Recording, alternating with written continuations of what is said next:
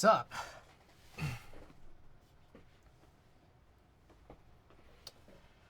Whoa, is that loud? It's like super loud. All right.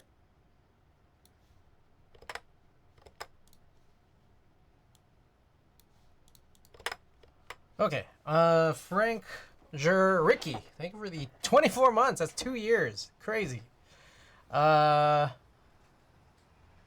Mike, Bitter Seeds, Exploding Corn, welcome. All right, we got 2 packages. One has been claimed by Ricky. Let's get this one open.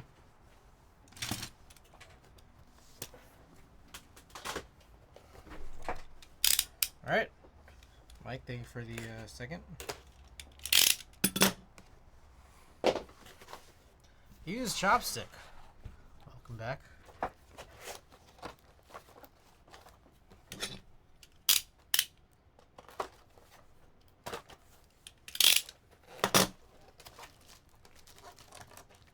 Alright. So, I got one of these from Wise Donkey, and he sent back the switches, so let's see what these say. Won't fit, stem too big. I'm guessing these are Kale box switches. Randy, welcome. Ooh, one of these is, it is Kale. I think this is like a Chose Fox one or something. I don't know. Whatever this light blue one is. You got this also Kale. Also Kale and also Kale. Alright. So Kale apparently isn't good for these. These fit loose, I guess because the stems are too small. Let's see if there's something in common with these. Oh, this one's the cream clicky Kale. This is the TTC. This one's Huano. I don't know who manufactured this, but this is the blueberry chiffon from Invokeys, and I guess this one is one of the CK Haimu, I think the Azalea? RFP. What is RFP? Okay, so I'll probably keep these switches in these bags to go along with this so I know which ones work and which ones don't. But these apparently are all the good ones that would fit. So that's the Jersey. We got this Gion. This is a Ducaro. Akko. Gazoo.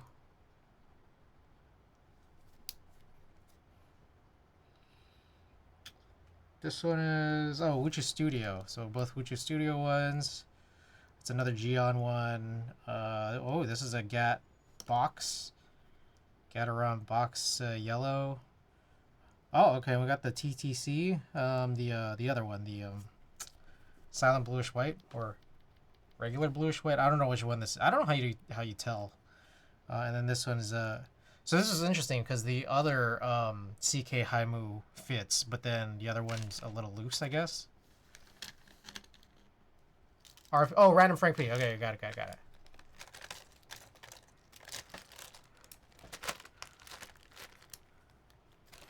Okay, pretty cool. Well, also, let's just try to show what this really looks like. So the idea here is that you throw this on like a plateless or half plate or just any plate where the cut is maybe a little loose, like maybe like one of those like split cuts, like for split backspace or split right shift. And then this will kind of hold things in place, especially if the 5 pins, like the 2 extra plastic pins are loose, or if it's only a 3 pin. So just do that, and that fits in right there, and then it'll just kind of stay in there. Like it doesn't, like it moves laterally, but it won't move up and down. So you can kind of do plateless with this for these switches. Oh, thank God. Sorry, I'm late. I was getting tired of glazing Ray J. I just know I didn't write a 15,000 word switch article for no reason. All right, very cool. Okay, so we have 2 of these now. This is the other one for non-dust proof or non-box switches, and so it looks like here they're the same size, and it's a good size for you know, basically 65%. But we should know which one's which based off of what fits, and then also you can kind of see it here. But also it looks like there's a couple of different shapes that were etched in. These are triangles on the old one. These are squares on this new one. Pretty cool. Shouts out to Wise Donkey. Appreciate that.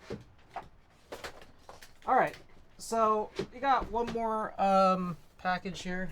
Let's get this open. This one is this one's an interesting one because I was really excited for this at one point, and then now I'm just like, it's cool. I don't know if it's worth me keeping.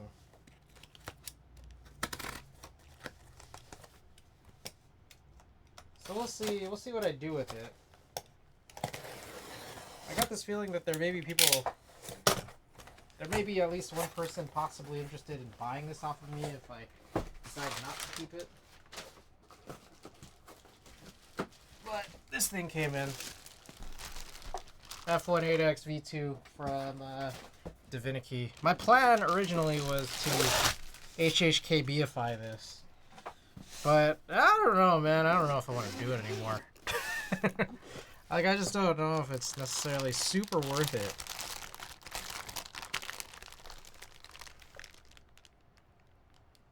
Haze?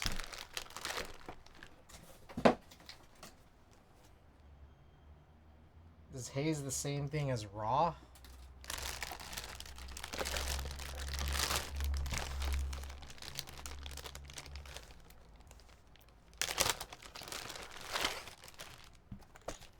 Just take a quick look.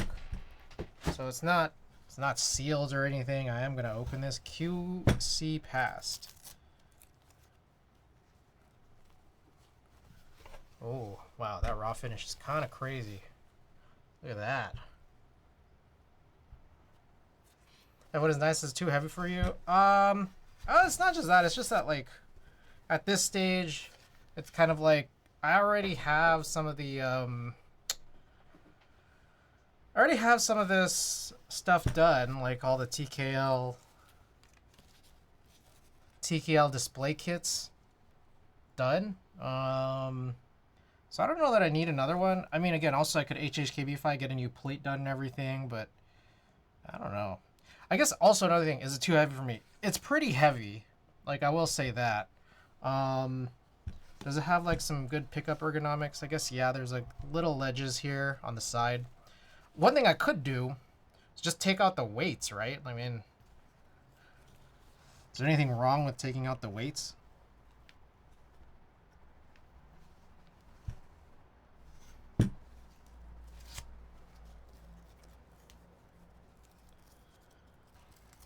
Alright, well, probably change the sound now. Probably.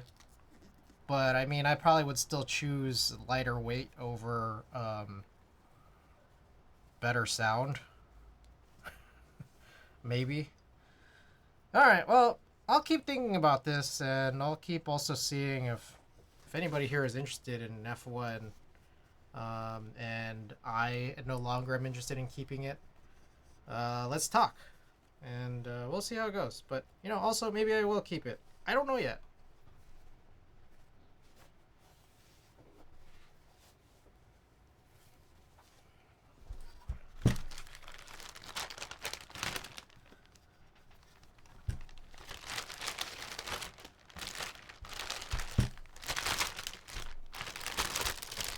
Okay.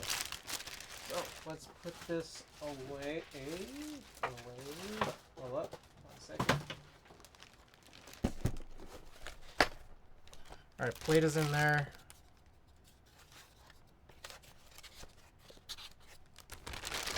Let's take a quick look at the plate.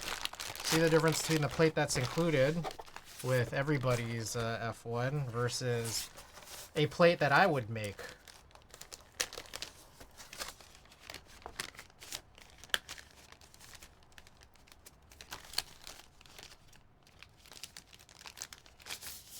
Alright, so you know what's kind of interesting? And I noticed this while I was trying to modify my own version of this plate, but if you guys take a look at this, I use this as a background. So there are these like acoustic cuts, right? Just like kind of all around. And what I realized is that these acoustic cuts around the spacebar cut, they're for the cut, not for the spacebar. What does that mean? Is that if you chose one or the other for 625 or 7U, got your own cut and you forced one or the other, you'd have to move this to keep it like centered. You know what I mean? Because like if you know, for example, was it 1, 2, 3, 4, 5, 6? So this right here would be the 7U, right? If I force 7U, then there's gonna be a giant gap right there on the left side. It's just kind of funny, I guess. I don't know. Oh, another thing too is that this is a machined plate. I mean, I'm sure you guys all know this. You guys all know this because you guys are more into F1s than I am. But this is machined. There's like these little dips here for the gasket. That's kind of why I guess if you were to laser cut your own plate without doing this machining, it's gonna be like a little bit different. Also, looks like it got a little. And I've seen this on some of these like sort of leaf spring plates. Is that like sometimes these like kind of get bent a little bit out of shape, and you kind of just move it back together in place. But this one just came like this. We've seen it in some other stuff. I forget. It's probably like some bowl board, I think, had that situation going on too.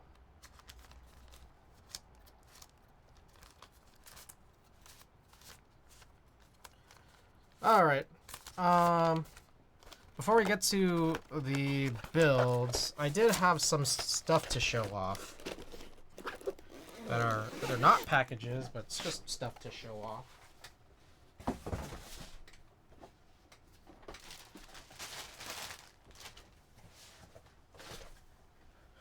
All right. So I went to a few concerts in the last, I don't know, weekish or so. I mentioned going to see Smino last week, and I forgot to show the tees that I got. Pretty sick tees. Got 2 tees, one for me, one for Tina, but she said get them both in my size so that I can wear them too. So it's kind of mine, kind of hers. Got the Country Cousins tour right here, Smino. Tour tee. Got the dates on the back. Here's the second one too. I don't have a whole lot of tees in this color. Nice blue one here. Pretty slick. Last night we also came back from seeing Denzel Curry. Denzel Curry, that was a really good show too, for sure. It was real good.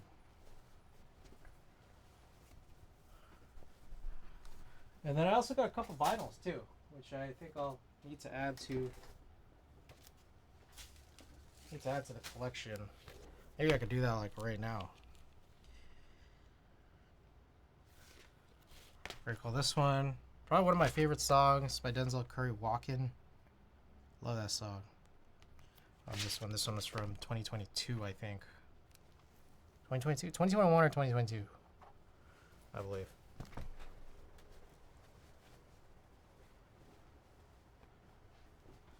Okay.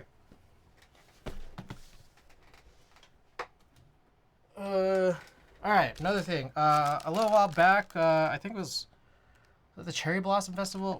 Tina and I did a bunch of gotcha stuff, and I realized I was supposed to show more of it, but I left one of them in another room. So maybe I'll get it later if I remember, or I'll show it next time. But I got this Vegeta figure from the you guys know those like gashapon stores where it's just like all machines. So I still haven't assembled this. This was a while back.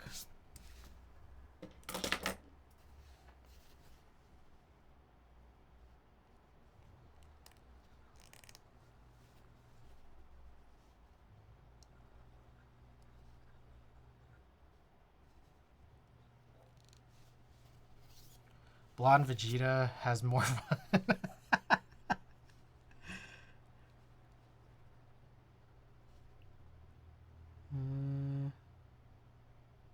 I don't I don't know how you want me to build this. Like this? Okay, there we go. Alright, and then one of these gets put in here to like lock the foot in, I guess. The question is how?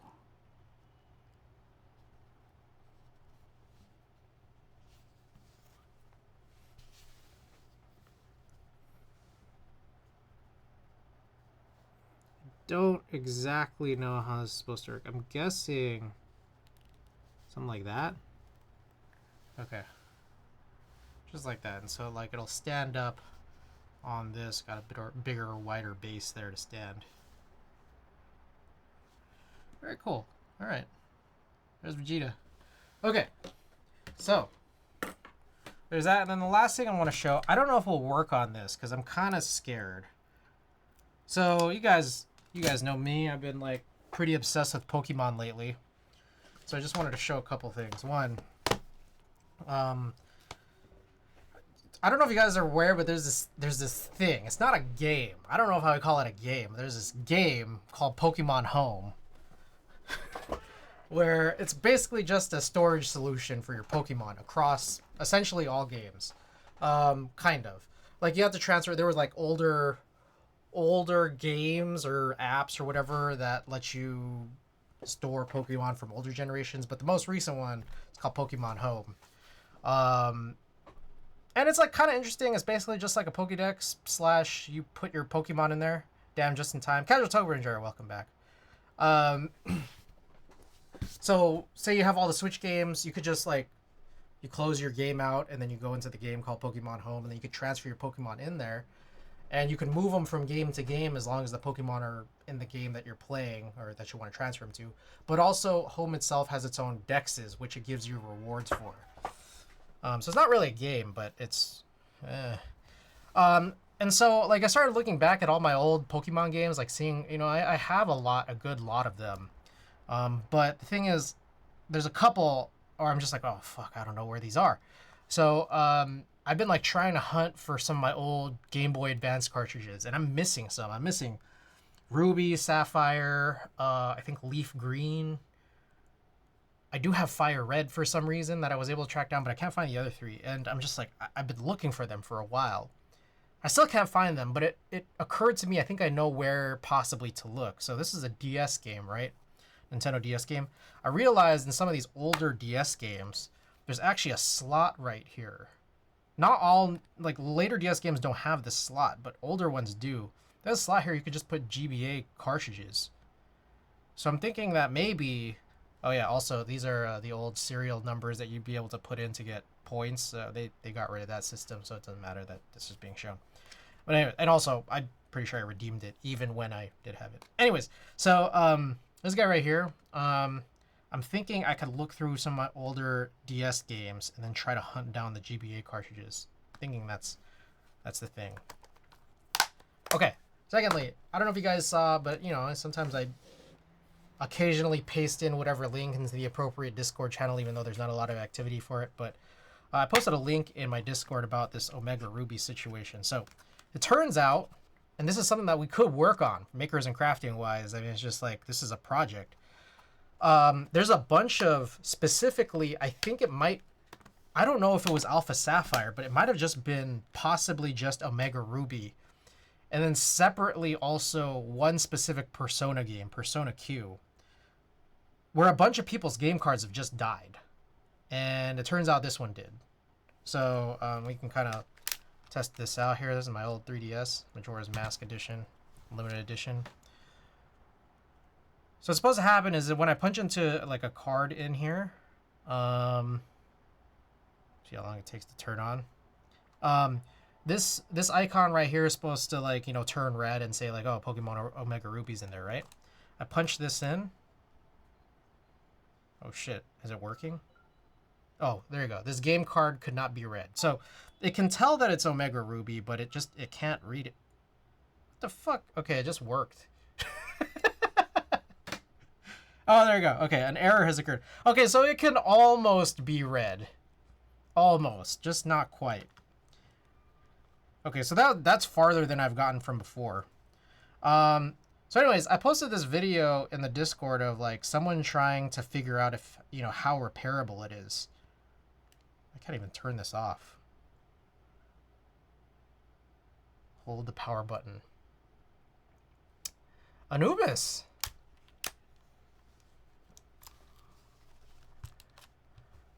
Thank you for the 11 months. And what an honor.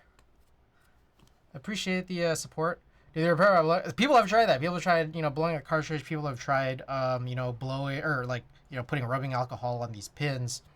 But the video that I posted, essentially what the guy did is he opened this up, and I don't know how easy it is to open it up, but I don't know. That's actually probably the part I'm most scared of is like opening this up and then, you know, messing with the actual like plastic itself.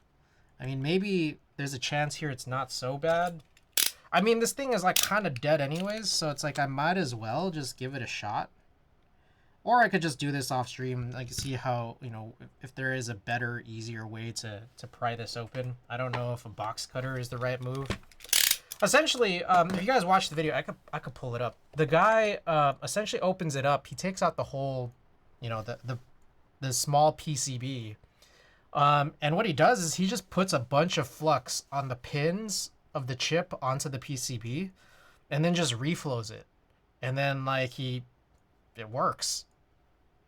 And there's a part of me that wants to do that. I mean, like if it's like I might as well because I can't even play this. I mean, you guys just saw it. One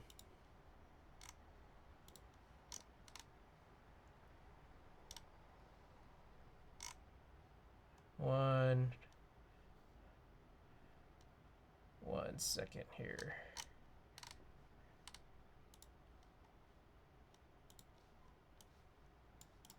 All right, so essentially, yeah, this is what the guy does. He pulls this out. Oh my goodness. Boo! Luther Red, thank you for the raid. How's it going? What were we working on tonight? We were just starting stream here, opening up some packages and looking at this old little thing we possibly could work on. Okay, we're about to do some desoldering later tonight, but we just wanted to look at this. This is I got this Pokemon Omega Ruby for the 3DS, and it doesn't work. And I found this video where essentially this guy opens up the cartridge and then just throws on a bunch of flux and then reflows it. Let's see if we can get to it.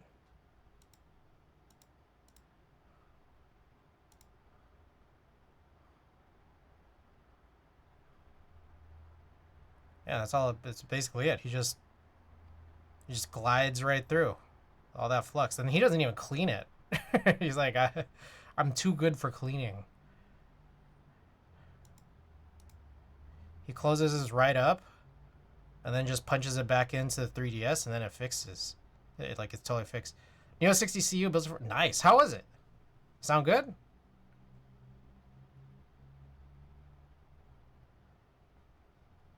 Sounds amazing. Ooh. I feel like I wanna try to pick one up on the aftermarket. One of the thought and he got it. So he tries pressing it in, and then I think what happens first is it doesn't exactly work, and then he tries it again, and then suddenly it starts working. So anyways, I'm thinking I want to do this, but I don't. The part that I'm most scared of is actually ruining the plastic when trying to open this. Now, I do have long nails, so maybe I can get this without doing anything. I want the Neo 60 core. You know, it's interesting because I like lighter boards, so the core is intriguing, but I'm an HHKB guy, and there's no HHKB core.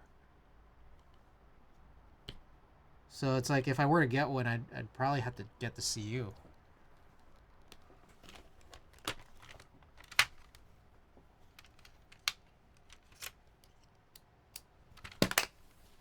I understand. Alright, let's try this. How to open a 3DS cartridge. There we go. Game card teardown. There we go. Okay. Says use fingernails.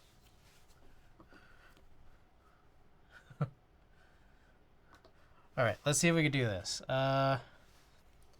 Pop the top open from the bottom. Okay, so on this side. So yeah, this was... I think this is the one that it was referring to. This tab right here.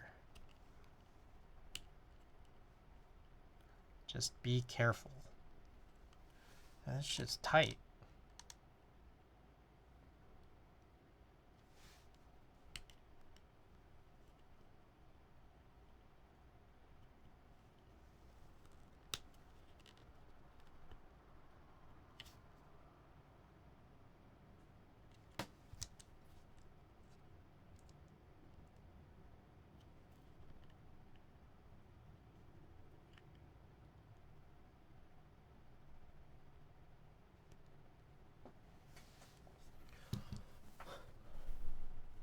Let's see if we can get this open. I kind of want to try this tonight.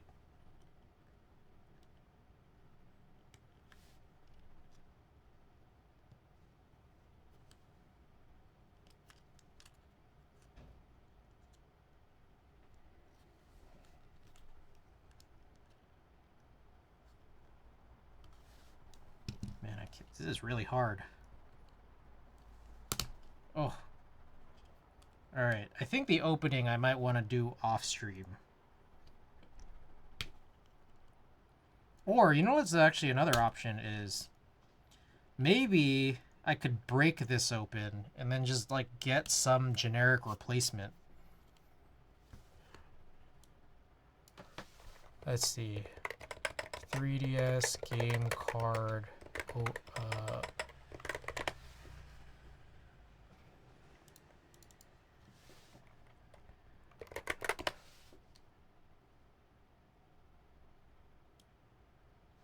wonder, like, maybe I could buy one on eBay.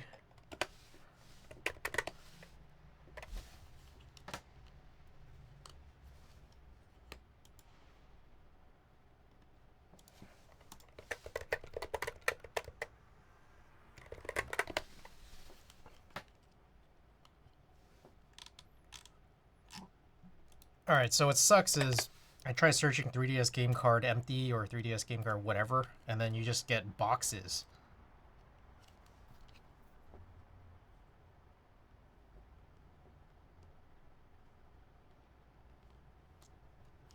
Broken Youth, welcome back.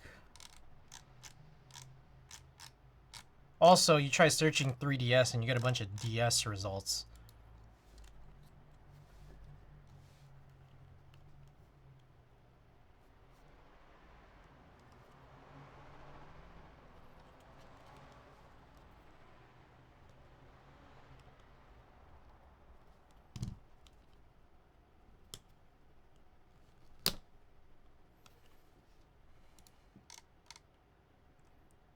Pry the rest with the game card with an opening tool. Okay, so this is just using some kind of spudger, but this is after you get the initial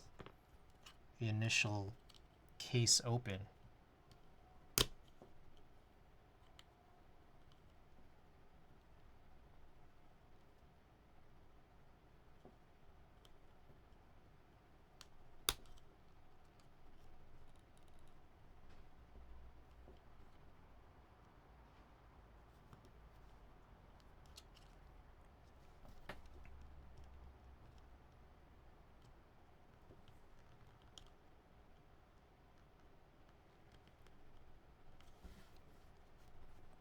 This makes me very nervous.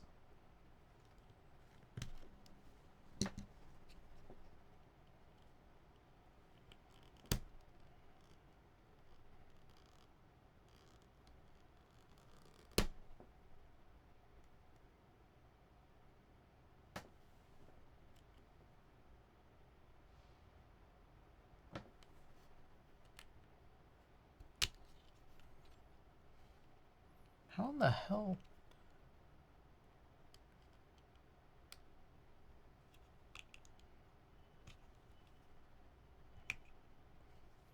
Feel like there is a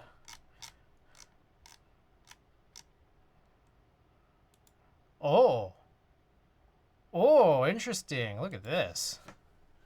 I did find this Etsy replacement shell. Okay, so maybe it's okay that I could potentially break mine.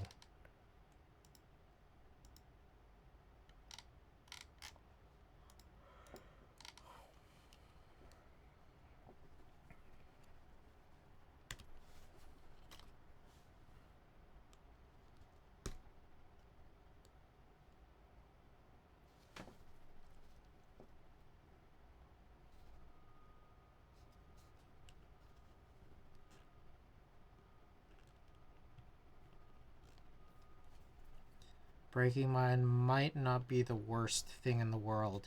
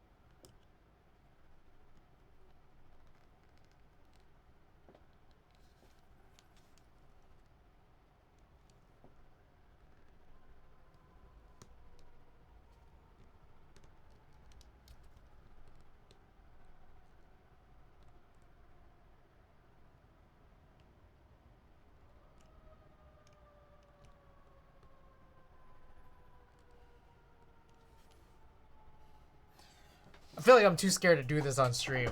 I'm gonna hurt myself or really break this, and it's gonna be super embarrassing. Maybe I should just do keyboard stuff now. The you know, the old familiar. Never smart man go for Jedi Buzz. Welcome back. I appreciate the kind words.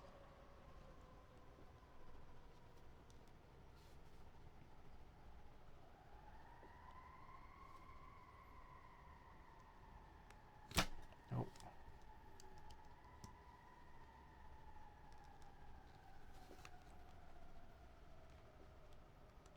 It's also just really challenging, really difficult to do. It's like, how are you supposed to hold it?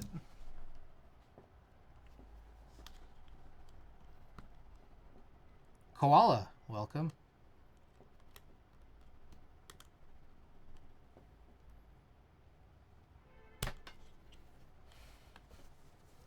Get the solder gloves to protect the fingies.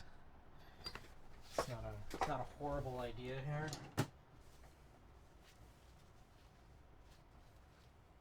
Appreciate the suggestion.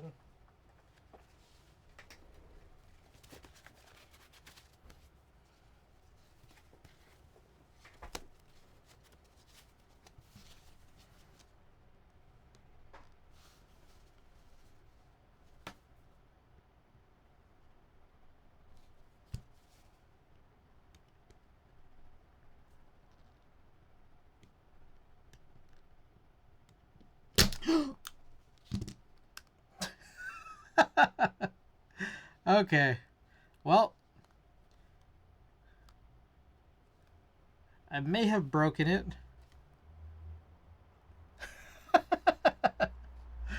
I may have broken the card case.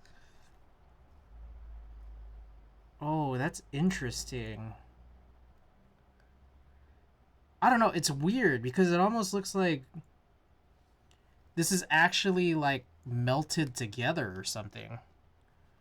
Like, why is this like this? Like, it's supposed to be two pieces.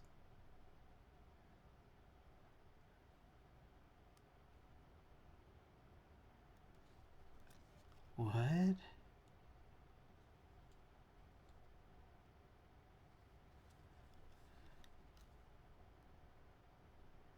I mean, I'm guessing that there's probably still a... Oh, shit. Yeah, this thing is, like, kind of real punctured here in the back. How the hell? I mean, I think that... I'm gonna guess this is fine. There doesn't look like there seems to be anything wrong with this, but how the hell?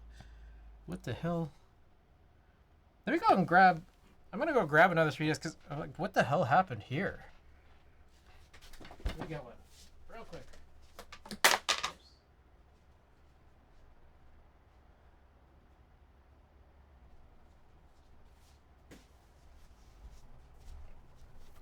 Did I do that so people don't switch chips?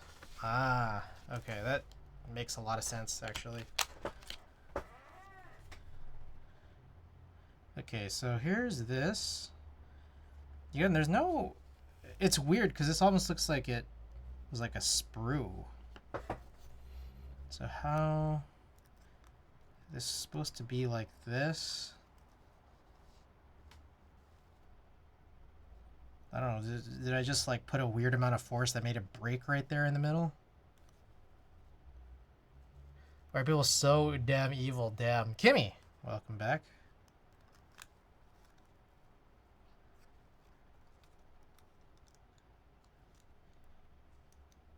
So there's a chance that I might be able to put this back together and it still works, but I might need to like shave down this protrusion here.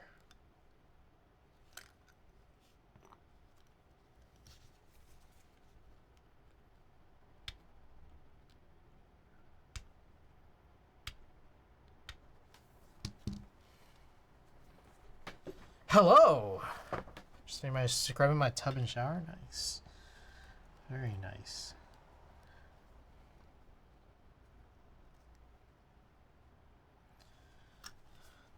Alright. Well, you guys think we should just do this now? What if this works? Also, what if it doesn't? What if I make things worse?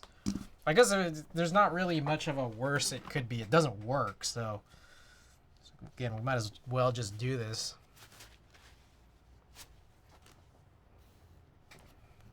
I don't have the macro set up, so this might be the best that we'll be able to do here, which I guess is fine. If you guys want to really see up close what I'm doing, you can watch the guy whose tutorial video. You watch that video and see how he did it.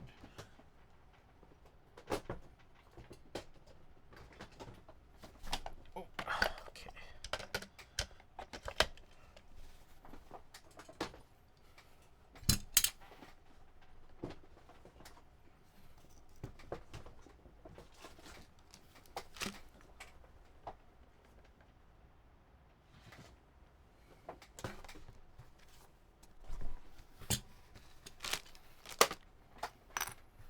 Okay, so before I plug in, let's just kind of see. This tip's gonna be a little too thick. Let's find another thinner one.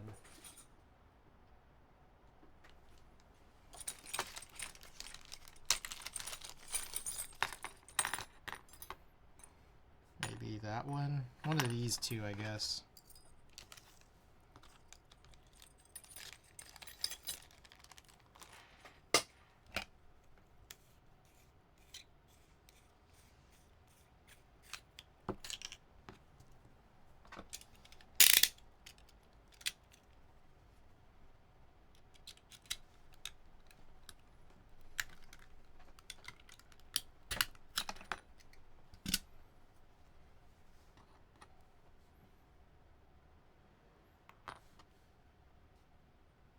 Probably this one.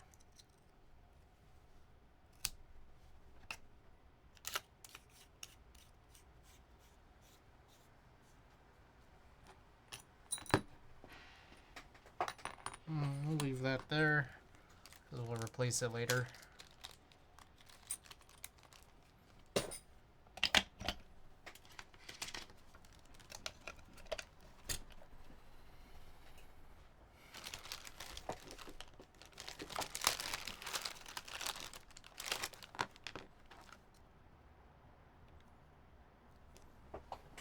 One thing I noticed is that I don't know if the flux like hardens or something, but every time I like, you know, cap it with this thing, then try to reopen it, it's a lot harder to open than it was to close.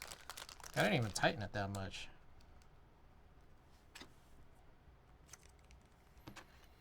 All right. Let's try this.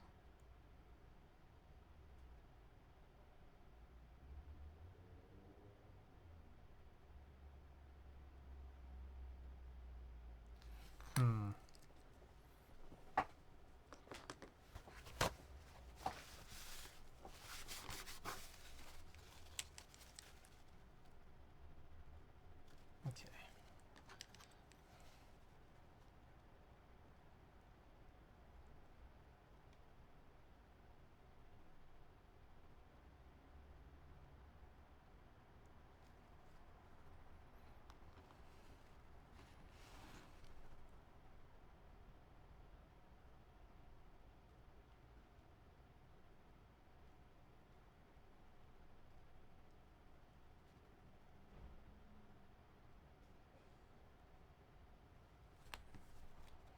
Okay.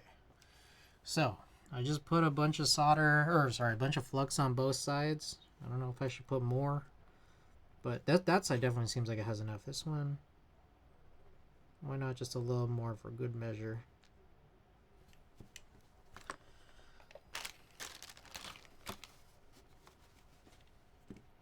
Get this heated up.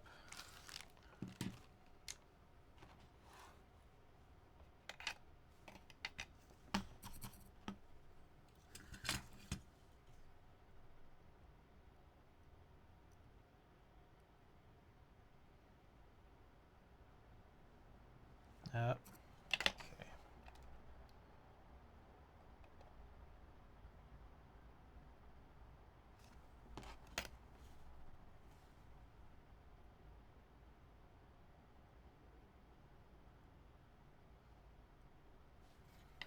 All right. Soldering iron kind of going a little crazy right now. As per usual.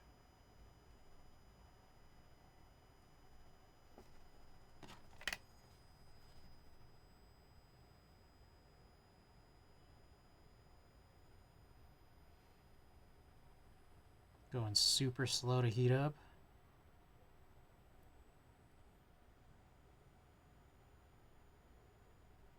There we go.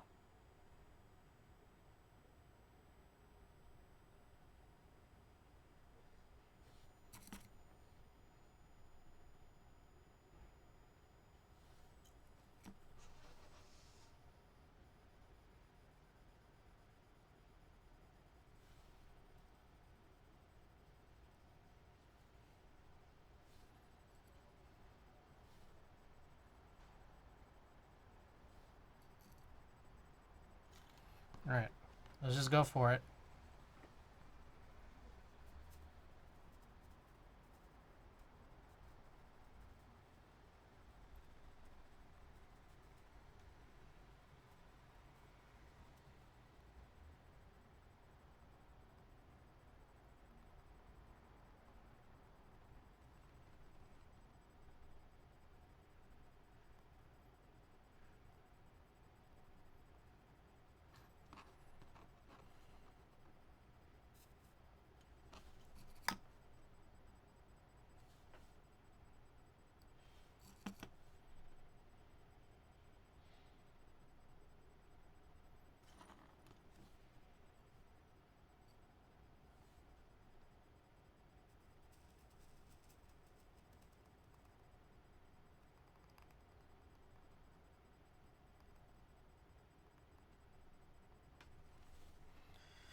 Okay.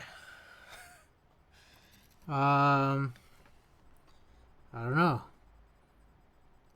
I don't know if I did the right thing. I don't know if this is gonna work.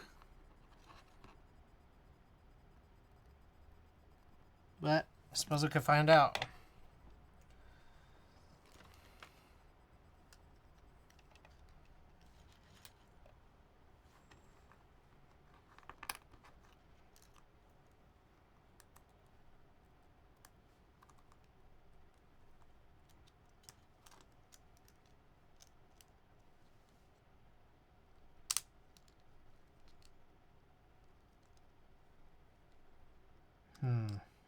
Doesn't seem to close all the way.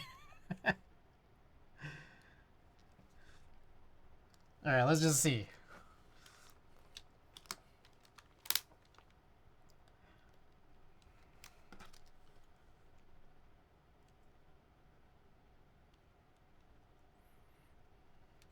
was. Alright, here goes nothing.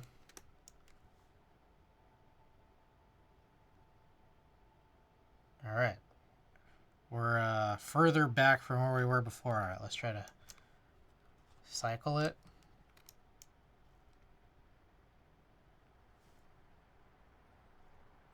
Alright. The icon doesn't even show up anymore. So I don't think that fixed it. Just a guess here.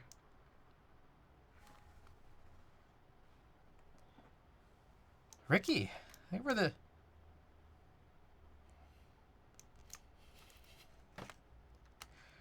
I think we're the tier 1 to Kimmy. Kimmy, enjoy the emos. Shouts out to Ricky. Okay, so that didn't work. I may have done, I may have made this worse.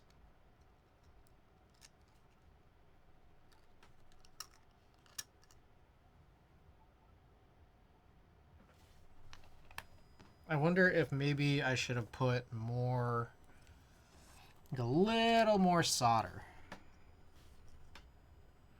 But let's try again.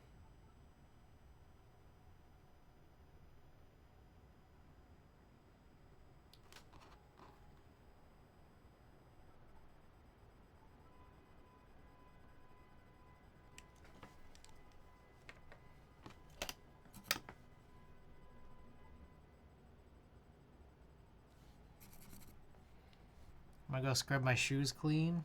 Oh. Inspiration.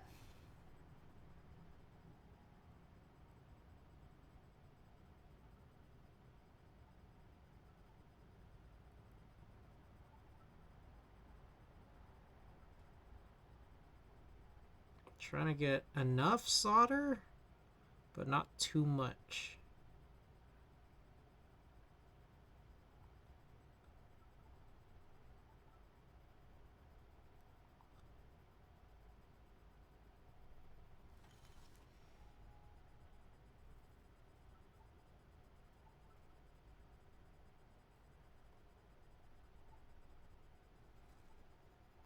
Okay.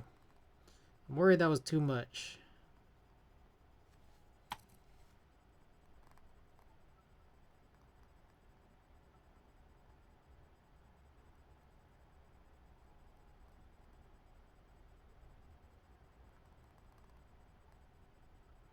That was definitely too much. I can just tell by looking at this.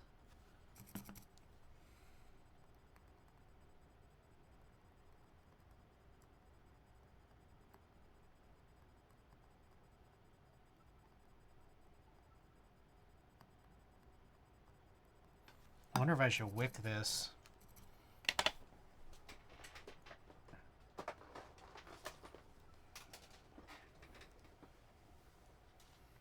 I'm gonna do it.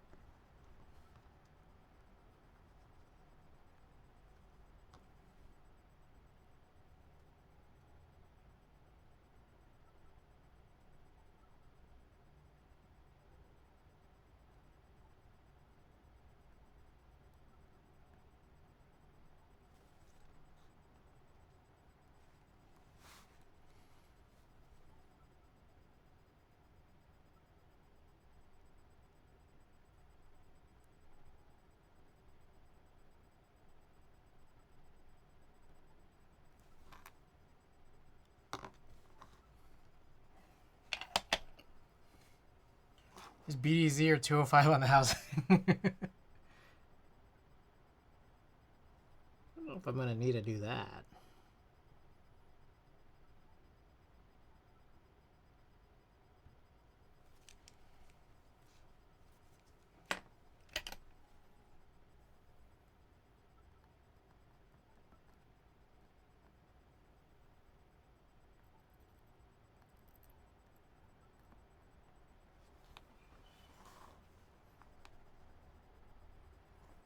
Yeah, I put too much solder. I could just tell.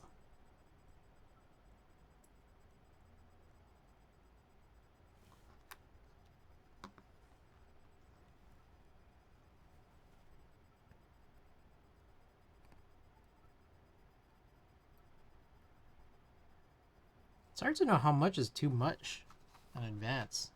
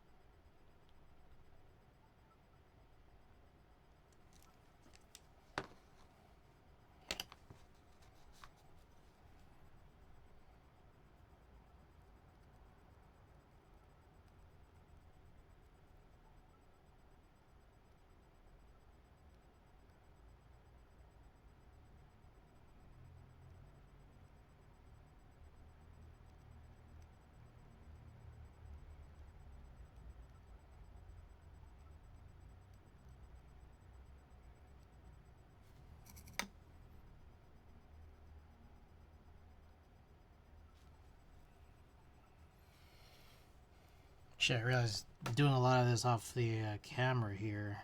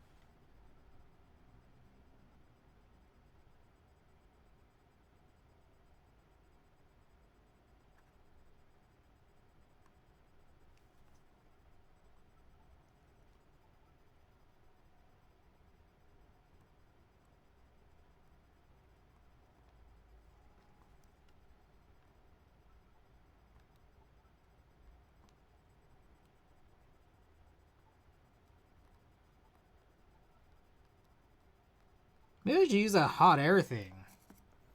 Maybe that's what I need.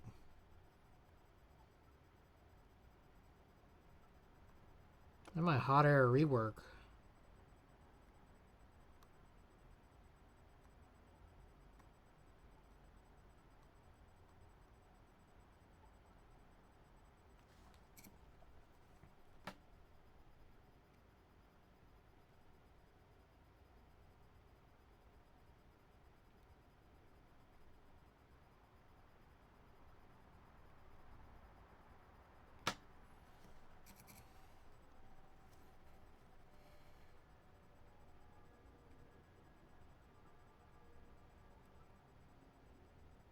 Damn, I feel like I messed up here.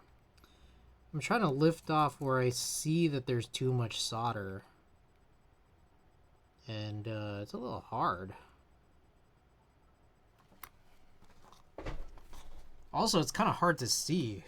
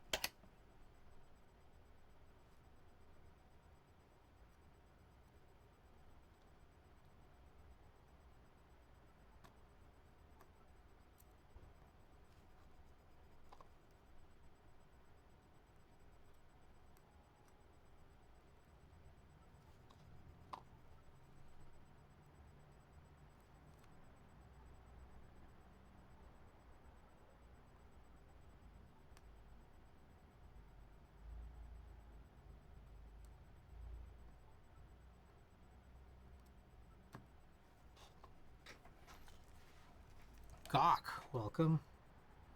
Gawk, I still need to send more stickers. I don't actually remember if I sent a first envelope out, but I know I didn't send more than one. I'm usually dropping off sticker envelopes. I don't remember if I included yours.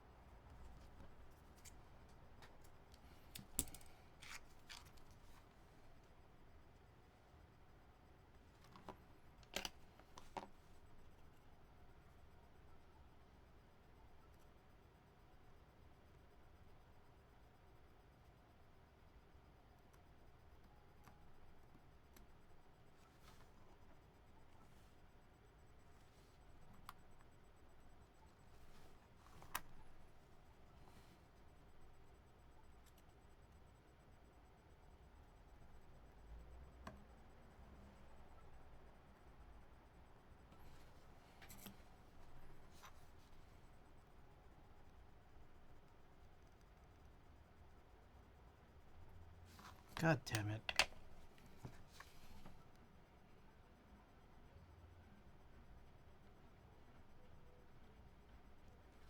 I reflowed too much solder. If anyone's just tuning in here.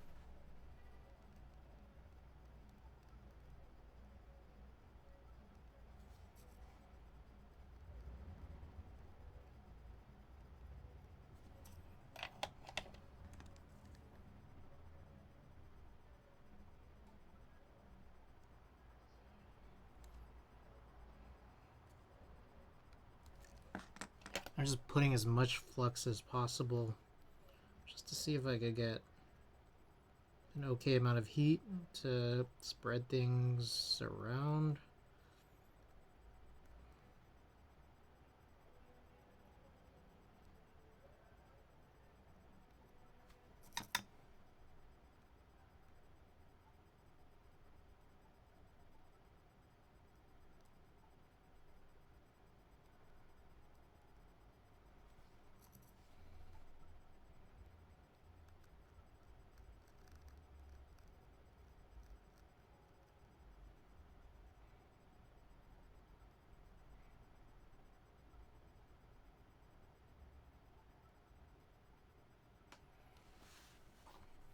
I'll zoom out a little because I realize I'm pulling it closer to be able to see, and then it's like coming a little bit off screen here.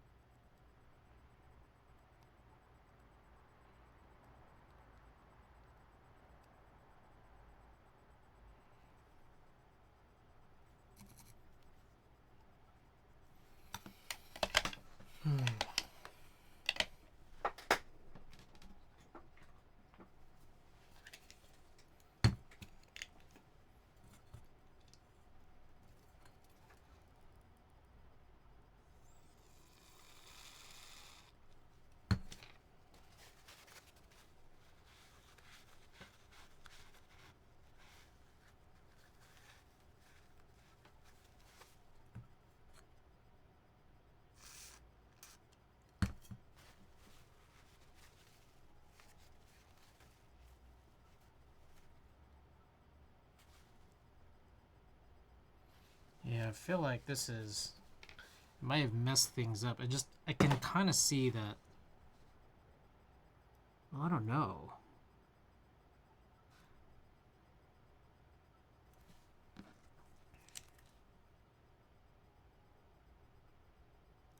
Like, some of these pins look a little bit messed up.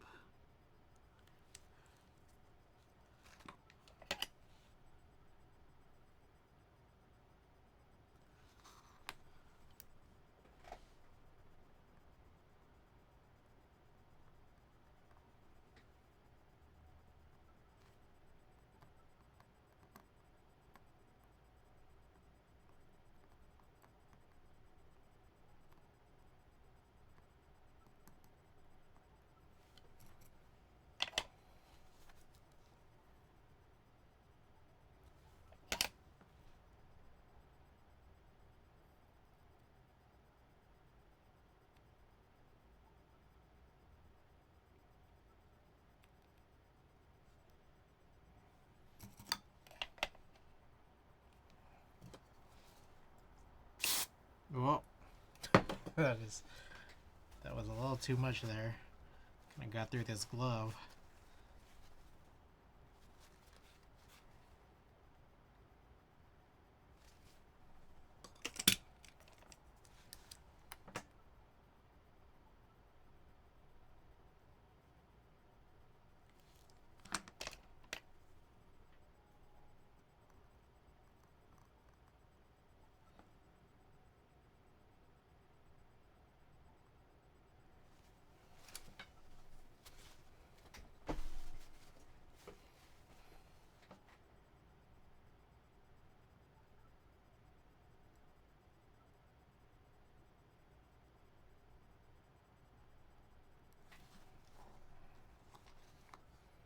All right, quick time check. It's 11:40, and I've done no desoldering and no keyboard work.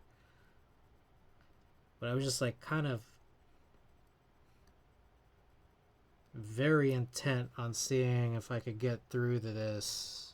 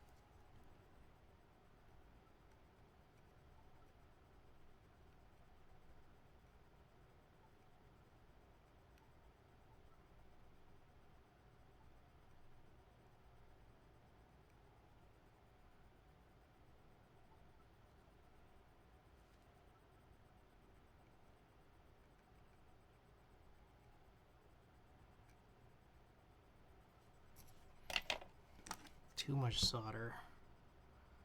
That was kind of a mistake.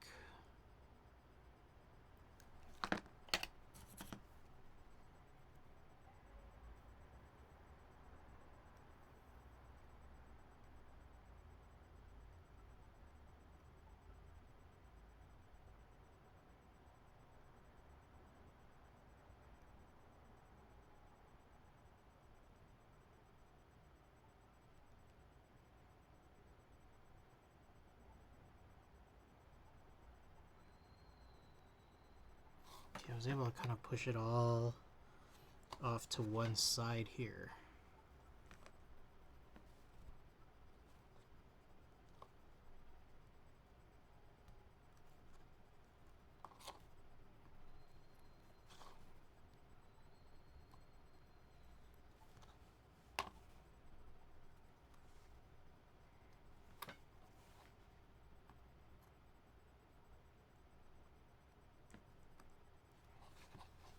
Rue, welcome. How's it going? Good morning to you too.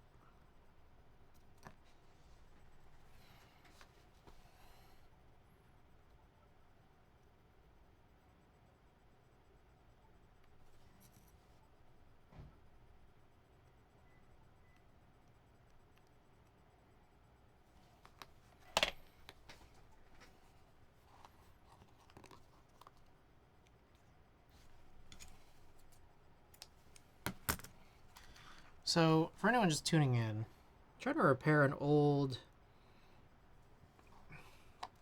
Pokemon Omega Ruby 3DS card. And it just involved, or the fix is supposed to just involve doing a reflow for the pins of the chip to the PCB. And yeah, I don't know. I think I might have gone a little too aggressive adding solder. So we're just trying to clean it off here.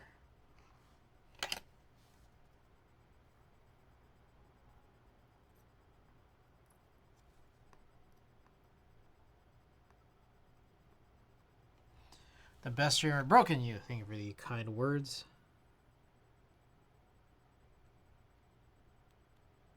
I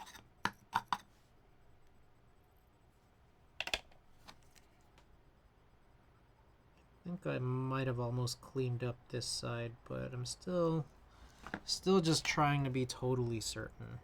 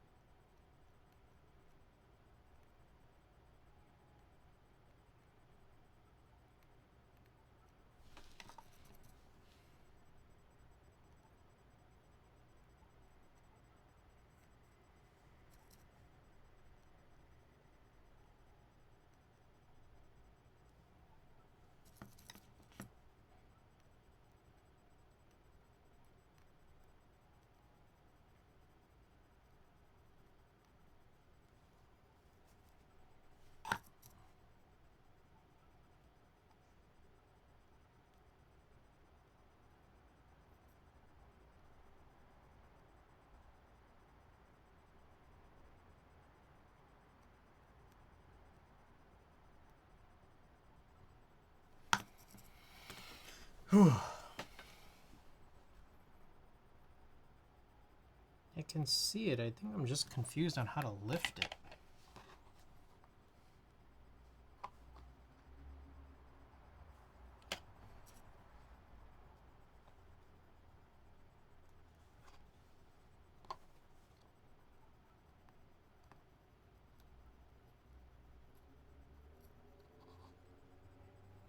Oh, did I get it? Holy shit. That looks pretty fucking clean to me. Let's try to do just a little bit more here.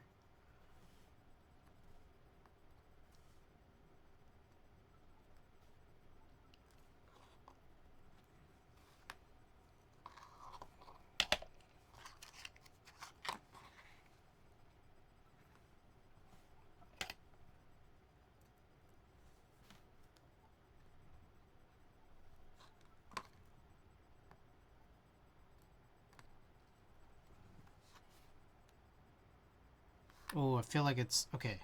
I feel like it's very close.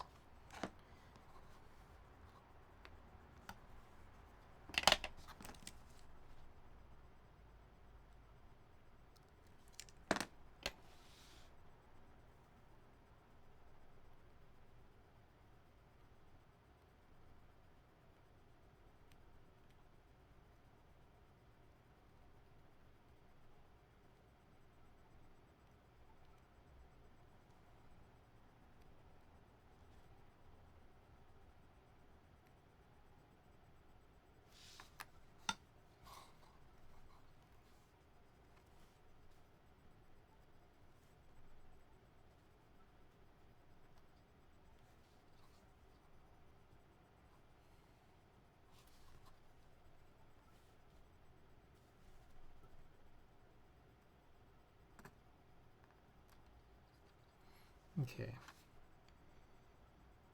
I want to say that this looks okay. I hope it is. But I also kind of want to clean up this other side too.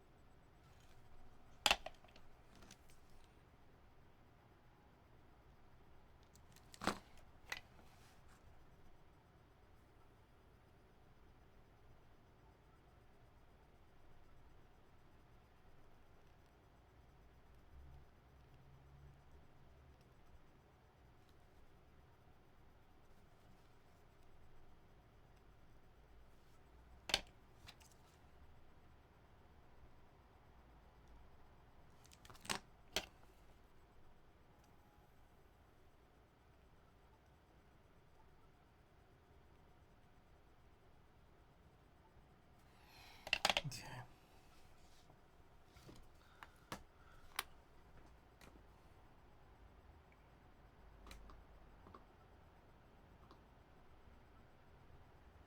That was a very broken down celebration.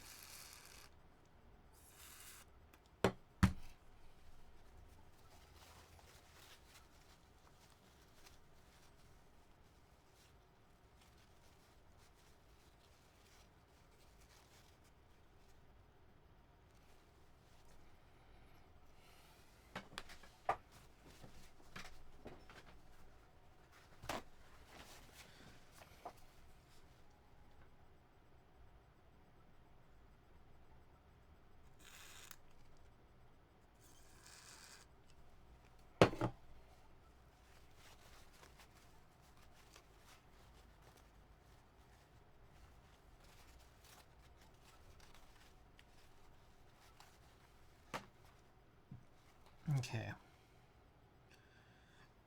Inspect this again.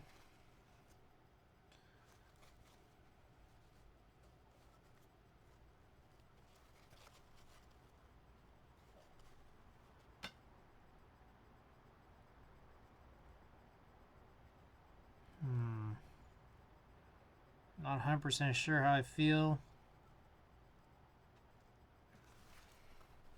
I guess just keep going until I feel better about it.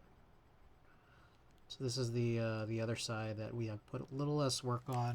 Still gonna work on it a little bit more.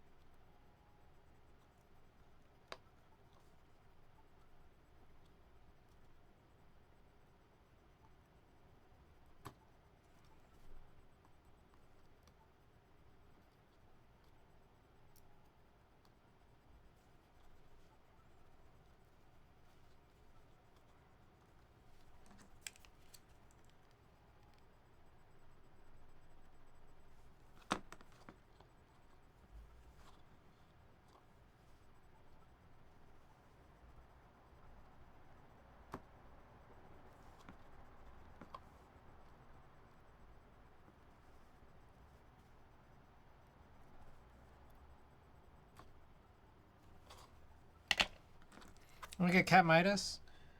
I remember it was mentioned last week that, was it you that mentioned it? Some one of the kits sold out like instantly.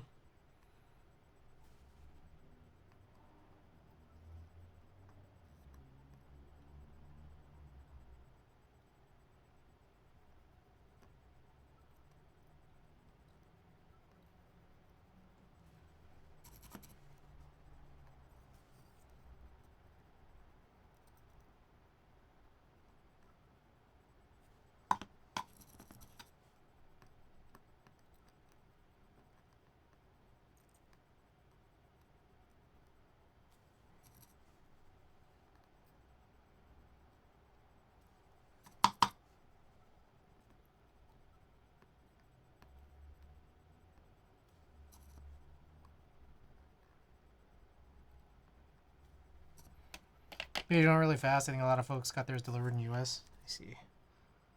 Black, is the black still available?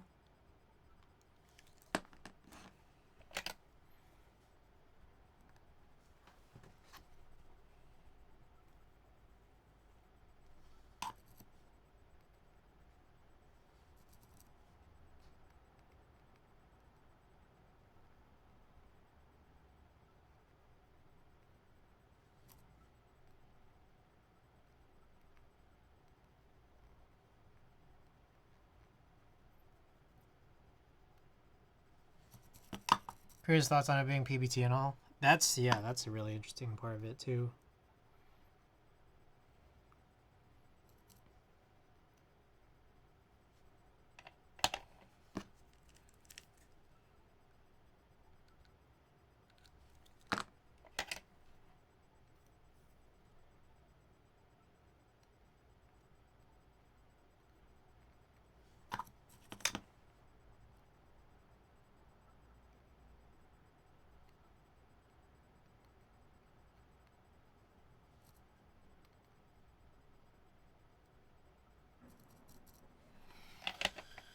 Okay.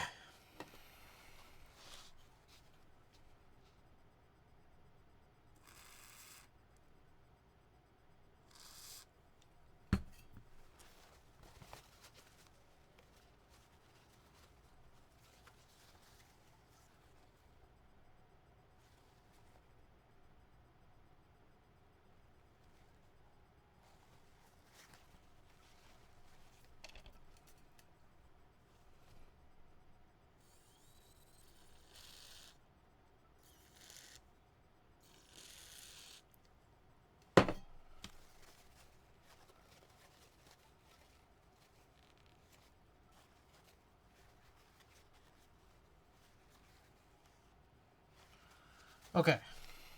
I want to try it again. let's see if this works. God damn it.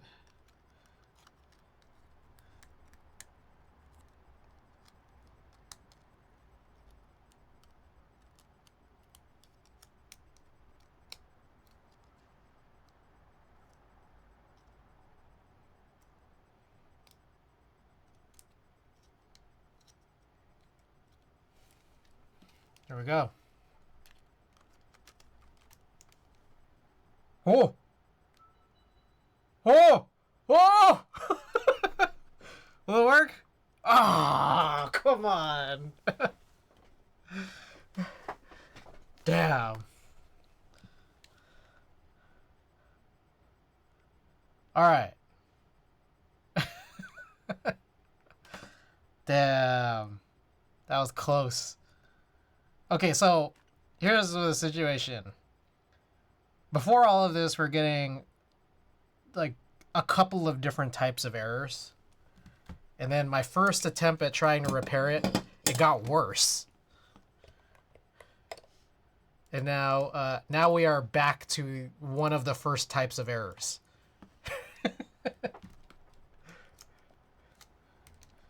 All right, let's try again.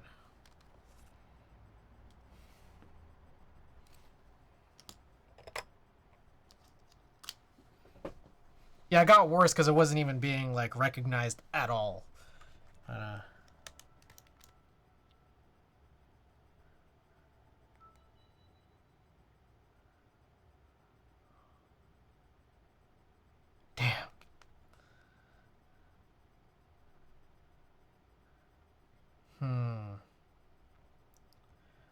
So it goes so far as to stay recognizing that it's Omega Ruby. It's turn off. Okay. And that was the interesting thing of it all, is just that like how can it do that but then like fall apart afterwards?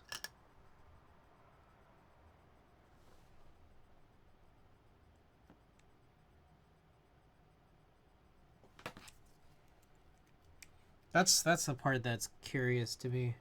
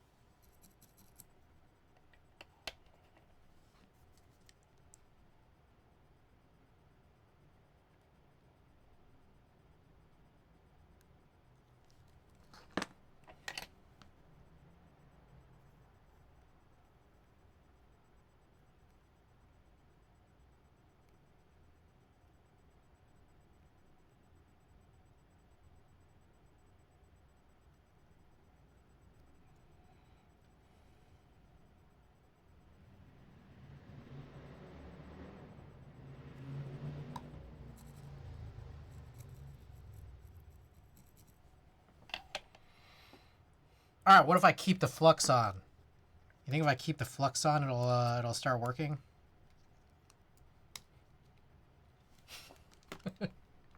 It's gotta be it, right?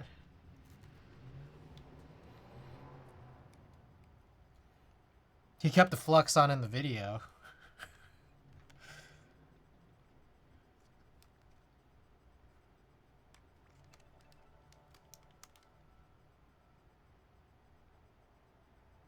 Oh. No. Alright, keeping a flux on makes it worse.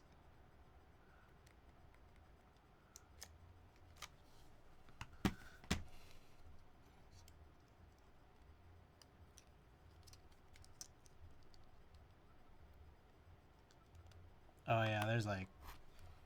It's a little too much. It's getting all over the inside of this.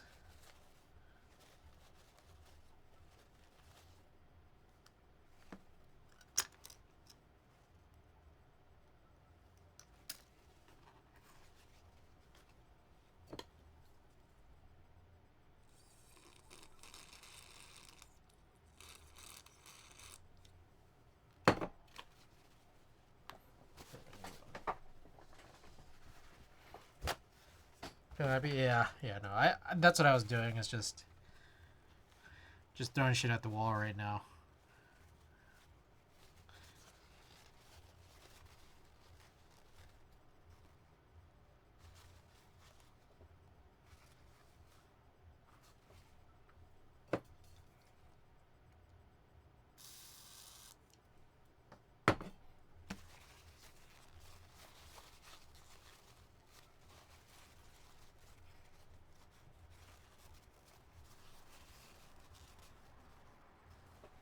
Let's clean this side too. This shouldn't matter, but might as well.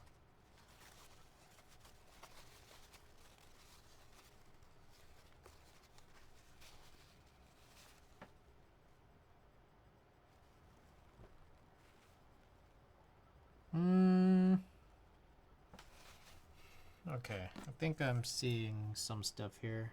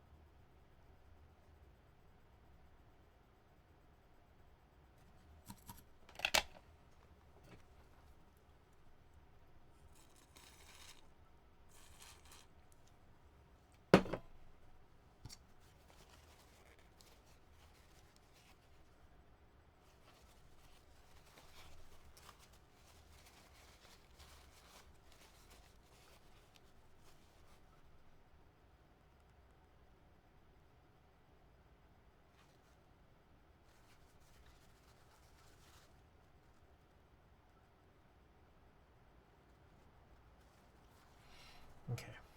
Try again.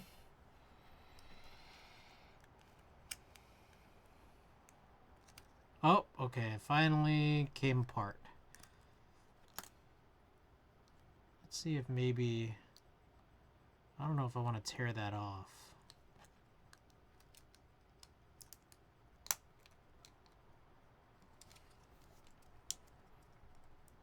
Oh.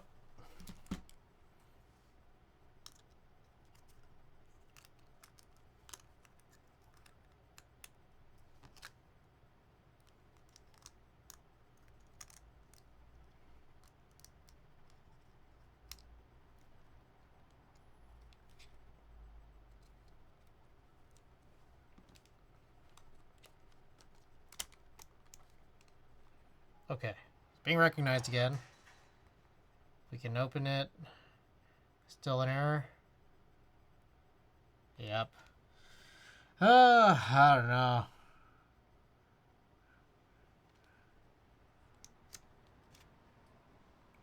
One thing I wonder is it something about the case? Like, is it not being pressed properly because the case is kind of been mangled? And I wonder if we were to get one of those replacements, one of those Etsy replacement cards Will it work again? Like the empty card containers or housings. So maybe I should buy a couple of those and see. But it also is possibly just some issue here, you know. What if I try to tear this out?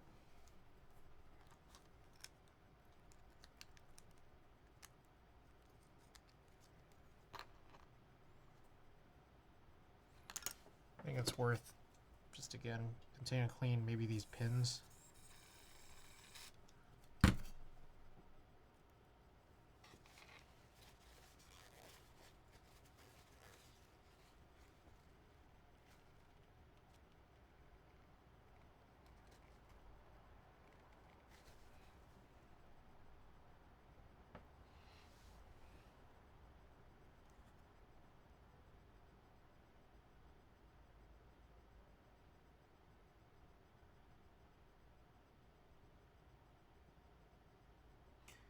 Just peeking around, seeing if there's anything else worth looking at on here.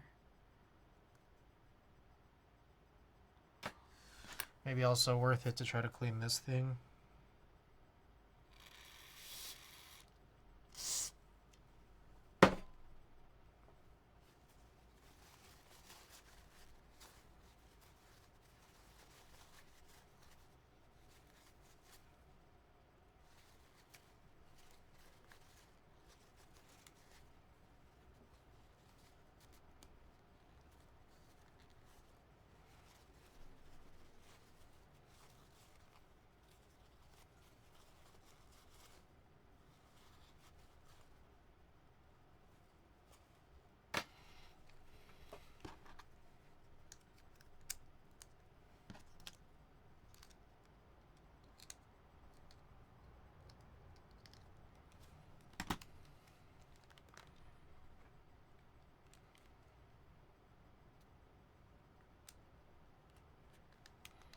So wait for it.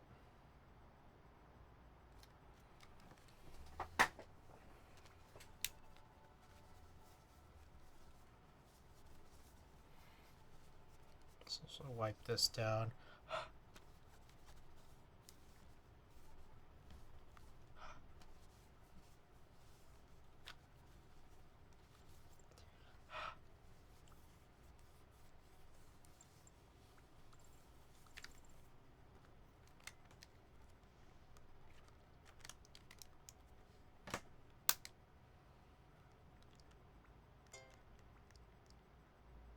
Okay, so one of the things is that when I hover over anything else, there is like a preview of what it is, but I think maybe even instead of opening it, I can kind of just tell it's not working because that preview doesn't show up.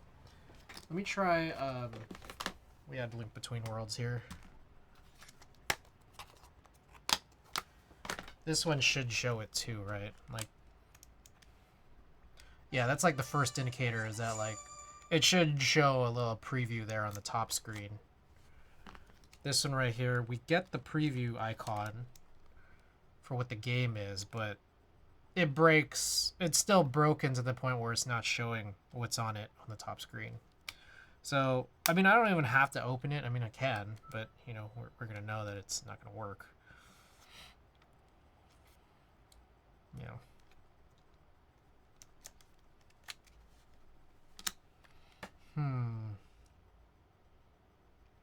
All right, so, I mean, obviously there's a couple options here. One is maybe my attempt to repair it potentially isn't good because I might have not done the drag soldering, super properly. There could be another reason, like during my repair, that I fucked something up, like when I first tried to pry it open and kind of things fell apart. There could be something else wrong with the chip and the PCB. Or there just could otherwise be something wrong that is unrelated to what was on the video in terms of, you know, maybe it's not the same problem. I'll give it one more quick little shot here.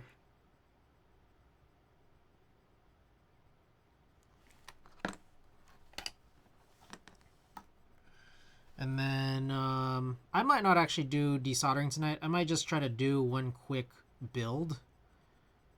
Maybe if I just do a quick build of something that I have available to build. I could do that and then end stream there. I don't think I'm going to want to do desoldering tonight.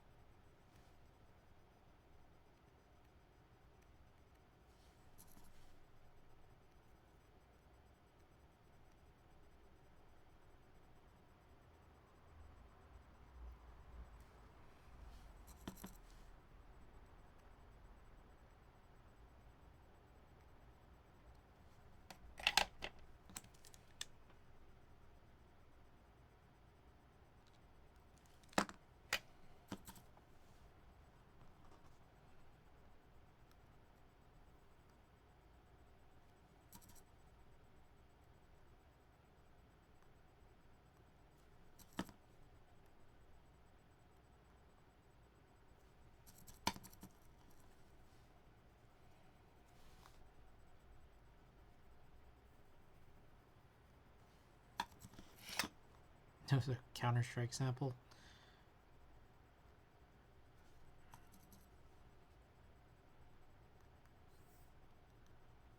Yeah, we ever play Counter-Strike?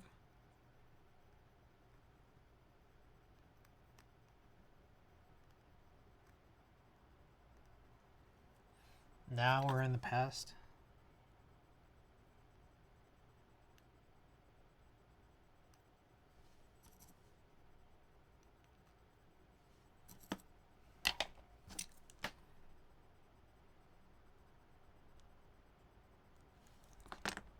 I stopped with 1.6.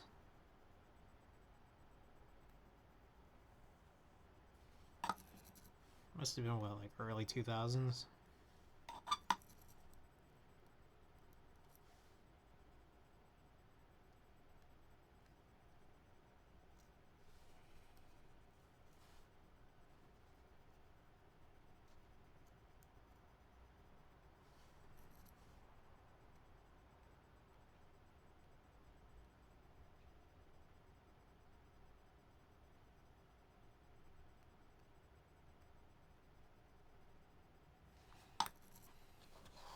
A long time ago?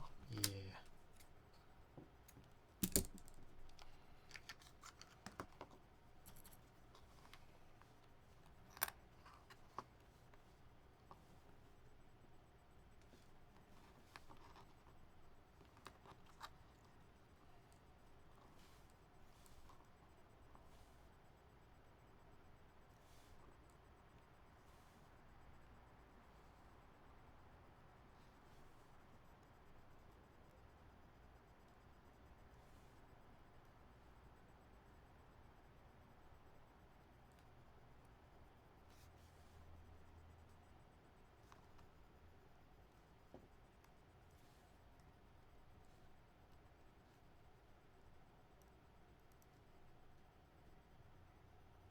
Ooh.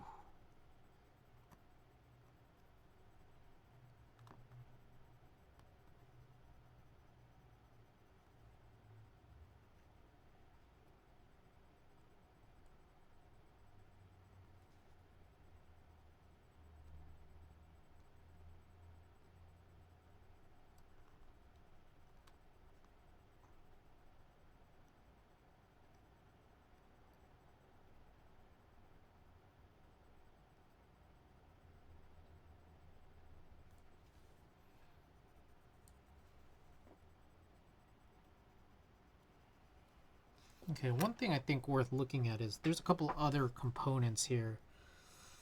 C1 and C2. I should just make sure that those are on there all right.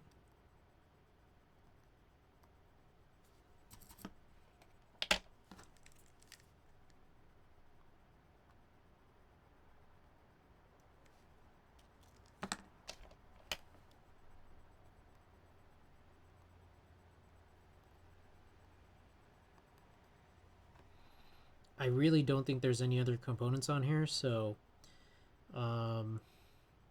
yeah, if this doesn't work, then it's back to the drawing board.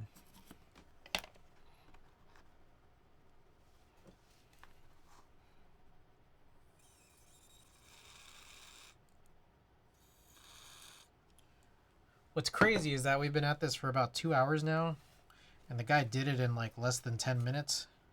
So either I'm really bad at this, or the problem is a different problem.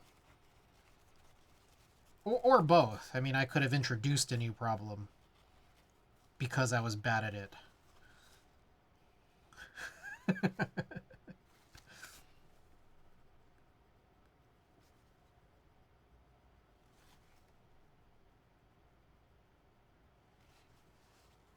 Real Force 2 purple slider stock or lubed? I've never, I mean, the only time I've ever tried R2 sliders was with the S60 V2 that I just built for Pooter. I was about to say SR1. I realized no, that was different.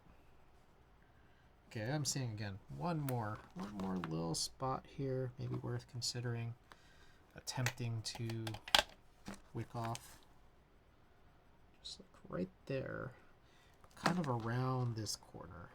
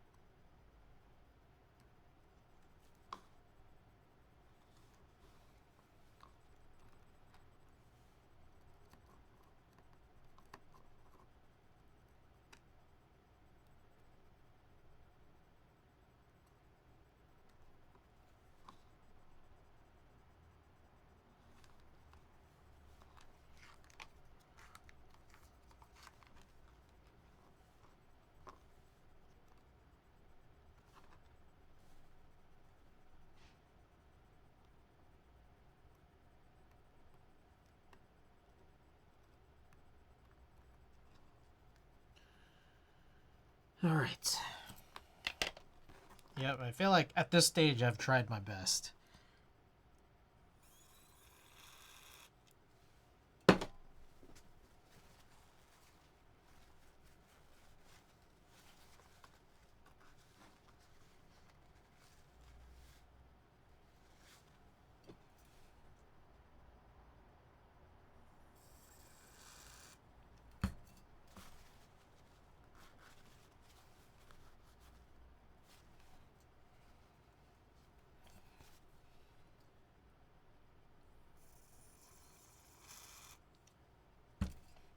I'm worried that maybe what might have happened possibly is when I was doing my first attempts at drag soldering to reflow, I did solder some pins together, and then by virtue of actually punching it in and testing it, something might have shorted or something. That's like the one worry that I have. But again, I still find it kind of interesting that it does get recognized as an Omega Ruby cartridge, and then it's still like it does get to that far and then proceeds to not work.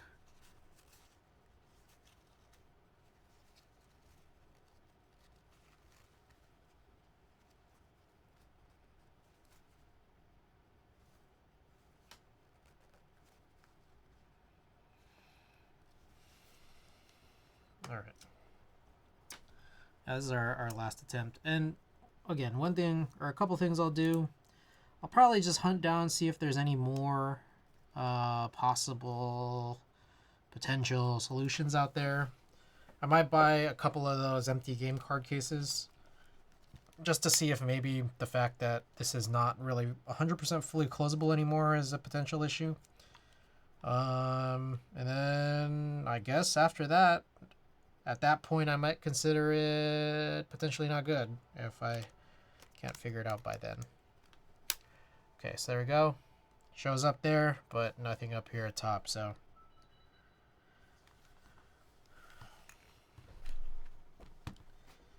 Yep, unfortunately, that was a little bit of a dud.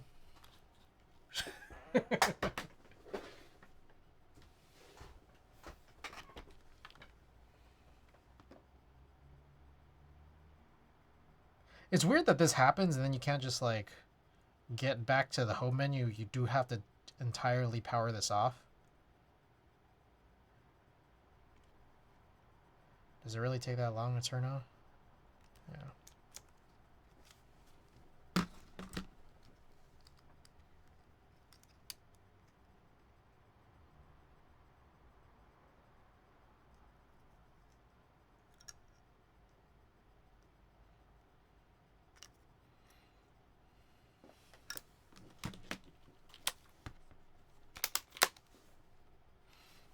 Quickly check the actual, give the old college a try. Yeah. Just checking here now to see if there's any potential issue with this, because again, I imagine the reader should work okay, considering that you know, Zelda worked. Link Between Worlds. Tape thin enough to hold it together and still fit. I would worry about that. I would worry that you know, it might go in and then not come out. You know. So real quick, I just test this, open this up, and this should work. This is another game. This is a different game, just to test. Yeah, we're already getting something different here. So this game is working. This is always a working game. This is the Omega Ruby. That's a problem. So okay, and then this is also my other issue. Is that like, I like this game. I really did.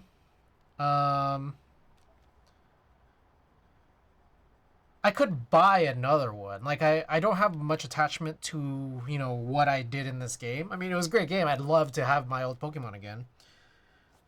I could just get another one. But then, like, there's no guarantee that that one won't have the same problem. You know, I was reading that not everybody has this problem, but I was reading that this is just kind of a big problem back in, like, 2021 and 2022. So, no one's really talked about it since, like, 3 years ago. So if people were saying, oh, mine's still good 3 years ago, there's no guarantee that they're still good now.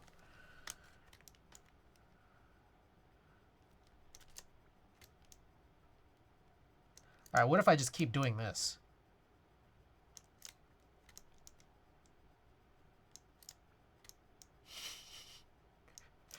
Just keep doing this until maybe it starts working.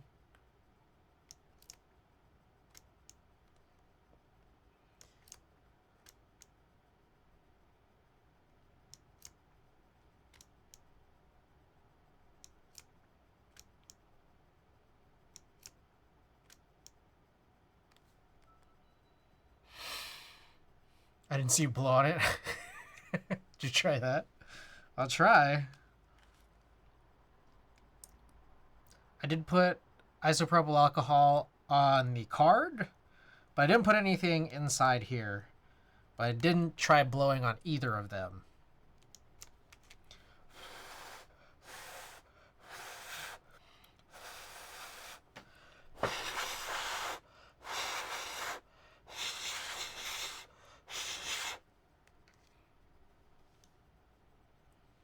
Aren't those things designed to die after a certain amount of time/usage? No. Well, okay, maybe. I don't know, but this is just a very specific problem with about 2 to 3 different games out of the, you know, hundreds of games in the 3DS library.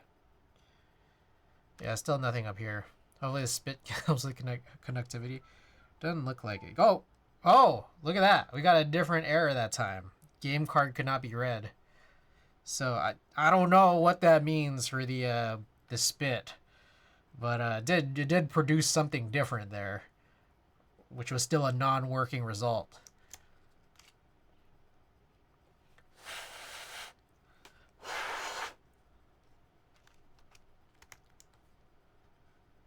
All right, another thought. What if I put it in before turning it on?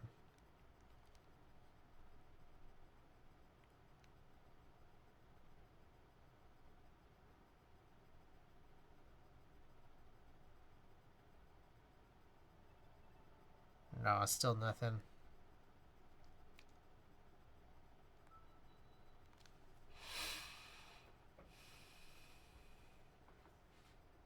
Yeah.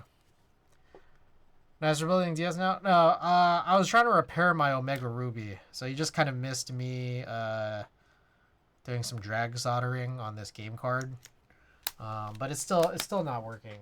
There was a notion, like a video that I saw that indicated that this would be a good repair, and either I did it badly or incorrectly, or it's not the same problem.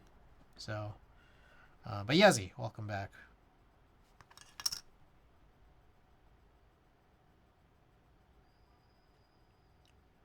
Again, you know, one thing I did do. One thing I did was I ran flux over this just to, like, you know, kind of try to get a reflow, but I didn't put any new solder on C1 or C2. But again, if that doesn't work, there's really nothing else.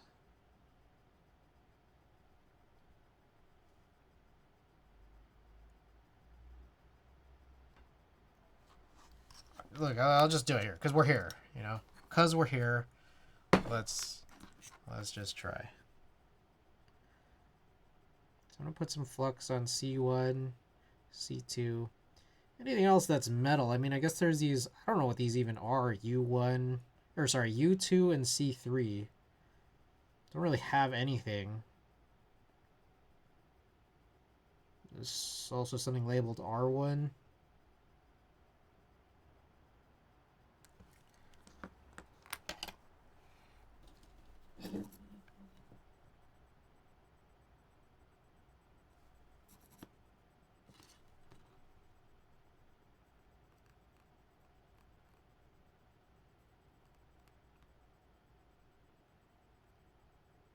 Okay, interesting. So I'm trying to drag solder something that's not even there.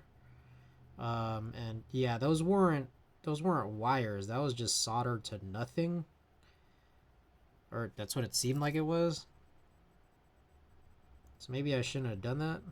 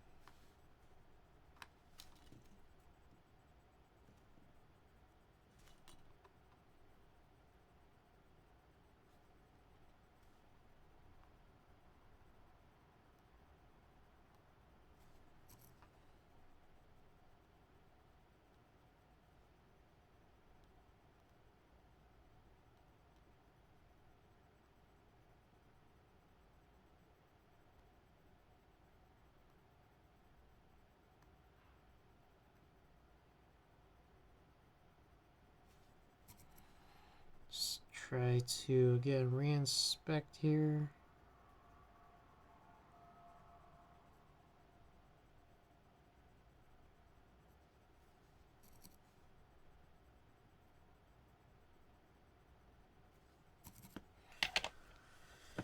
All right. I don't see anything else. All right, that was a little too much, but all right.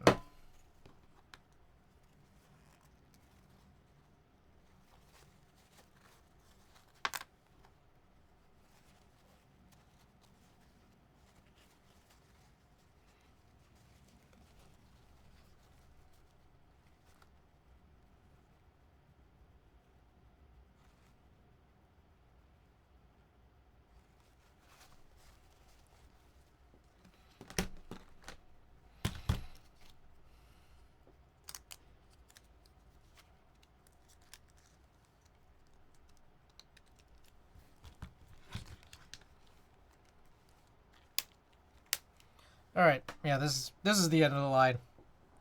I'm gonna switch to a keyboard after this.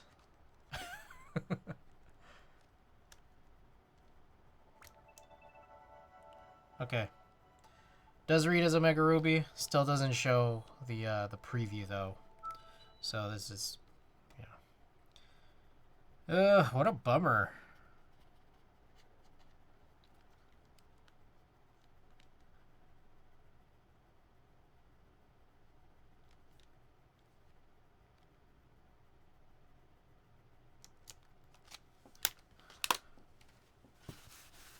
All right.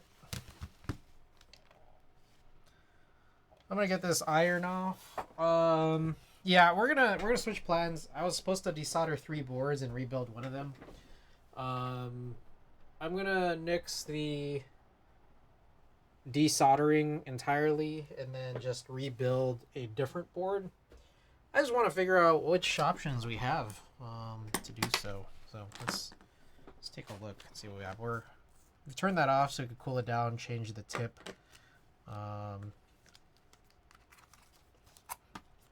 Once it's cooled down to something thicker or appropriate for boards.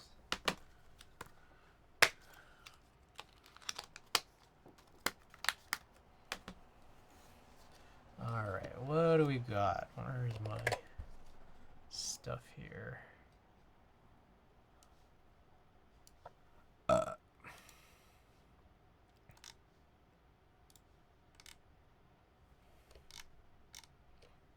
Let's look at unbuilt.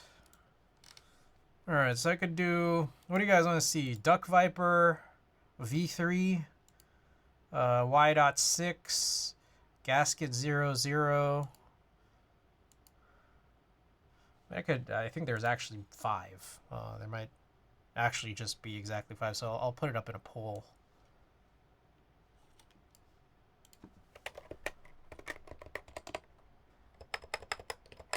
Which board to rebuild tonight?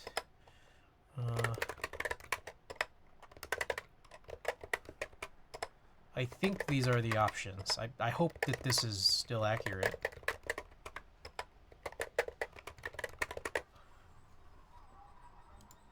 Alright, 3-minute poll. Get your votes in. I'll tidy up here. I might need to wash. I might need to wash my hands too. It's kind of sticky and fluxy, so.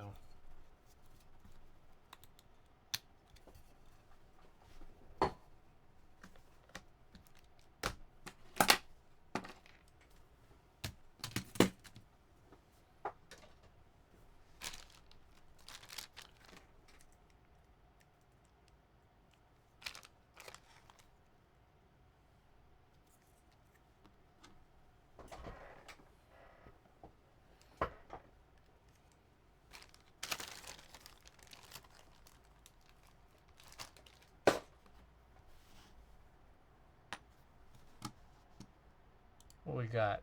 Oh, y.6. Okay. Okay. Tiny little lead.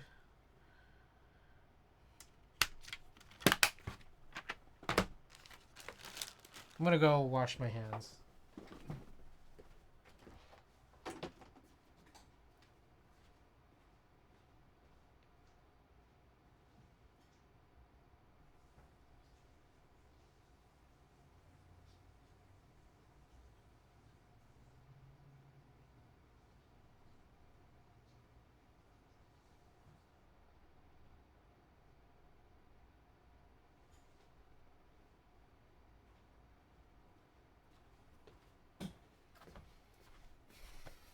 Alright, and then while we're here, let's take a look. What are the plans for these boards? I got y.6 and y.60 in the lead.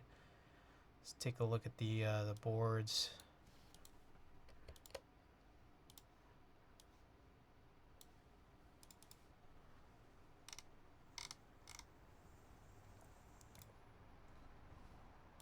Unless something else comes and takes us. What the hell happened to my chat window? Oh, there it is.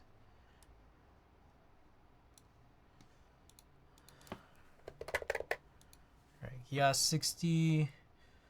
I have a linear Alps build, so I wanted to do a tactile MX build, and that's what would be next for that. And then for the y.6, I think we were doing a linear. Yeah, we are doing a linear replacement. So let's see the switches I got too, because in the case that this ties, then, well, we could figure out what options we have. So I got, I see a bunch of linears.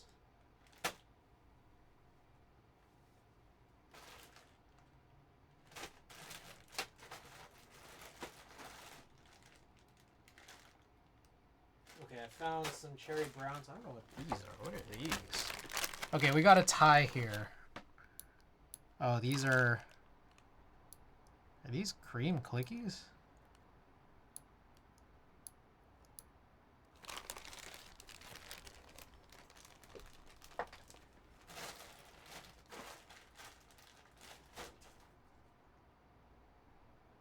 What the hell is this?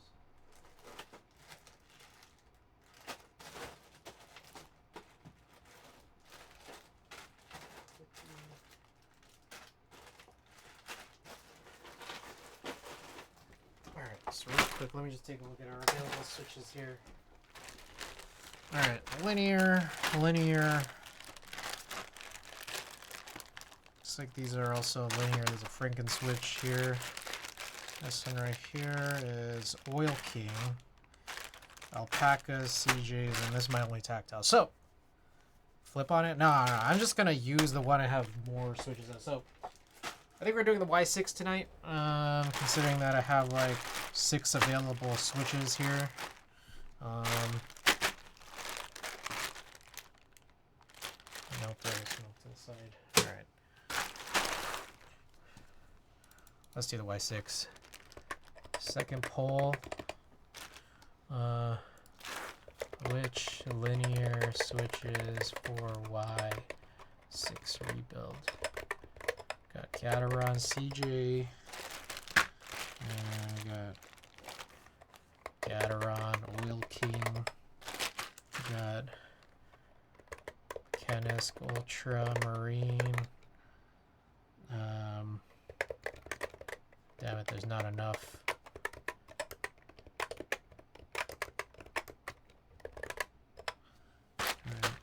JWK EV01R2 and Alpaca. Alright. Pull us up.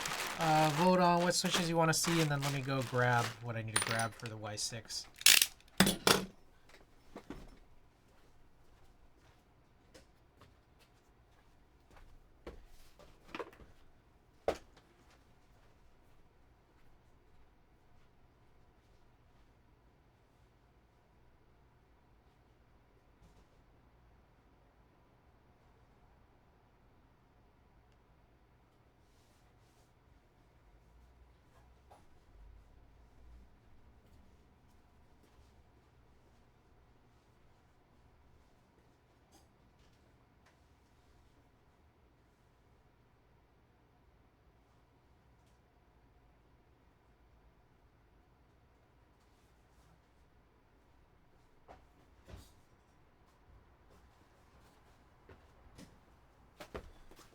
Dope. Got what we needed to get. Alright, Alpaca's winning very, very slightly.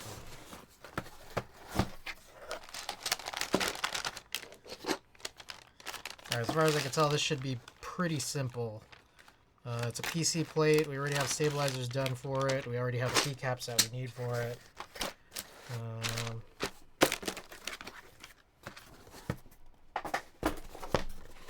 Here's the board itself. We got cubed on this. I'm guessing, yeah, these are adhesive feet, so I'm guessing that this is a, oh, okay, this is most likely, yeah, screwless build. Fit between, what is that, 2 and 3, plus and minus. And then between these two. So we'll pull those off. Yep. Anything on the sides? Doesn't look like there's mounts on the sides. It might just be those 4.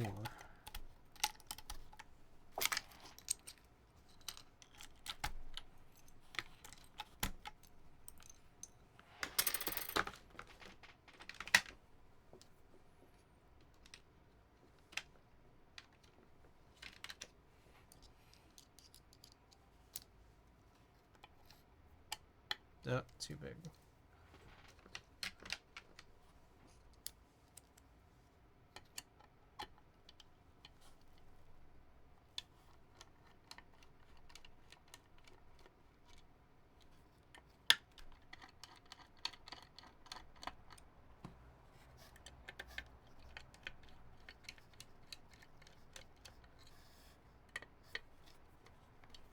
Alright, the Mechanist Ultramarine / Palm has one, surprisingly. I turned my head for 1 second. Pull totally changes. Very good.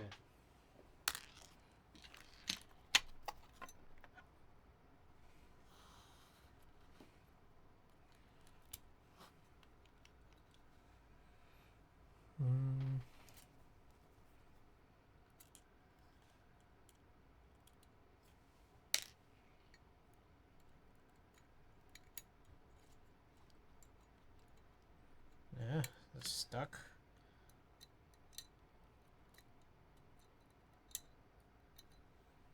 The hell?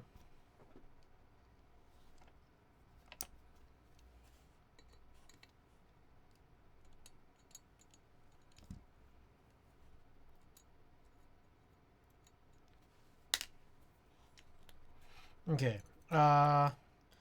Some funny things to recall here.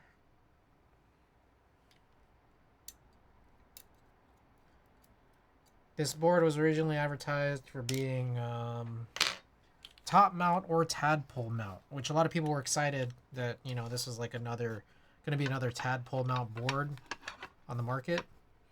Then it turned out that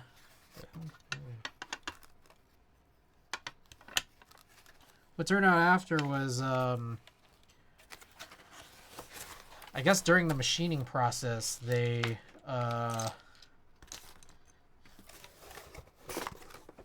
didn't get the right holes in, so then the tadpole mount was actually not available. So we only have just top mount.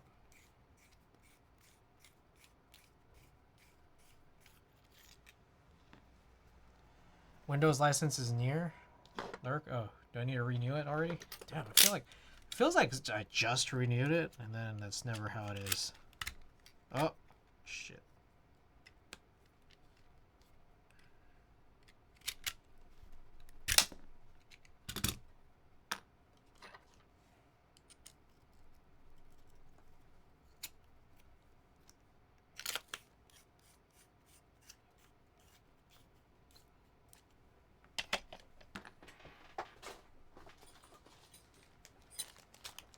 It did cool down sufficiently. That was a good amount of stalling there.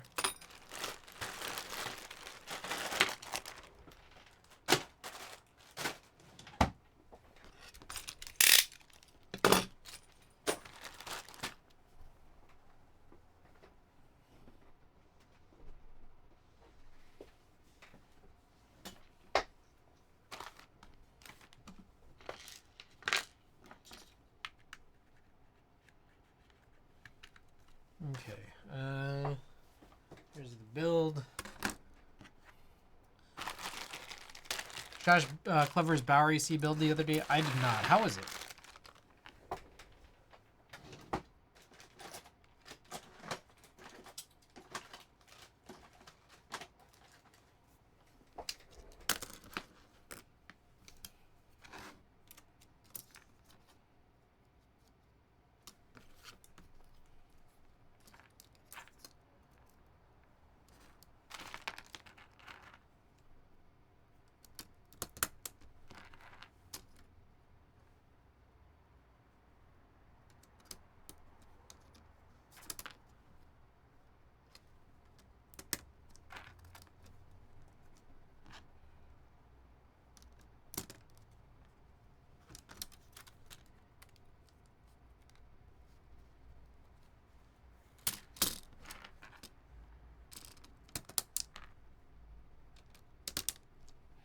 Okay, I might need to do some extra pushes on these because it seems like these might not be going all the way in. I'm thinking maybe it's because this plate fork's actually a little bit thinner.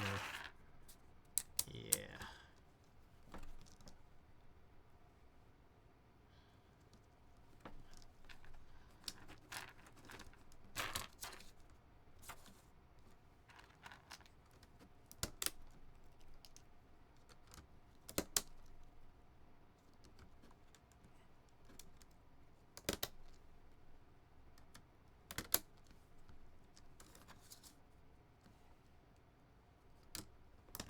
I do have... Oh, I do have one more thick plate fork. Great.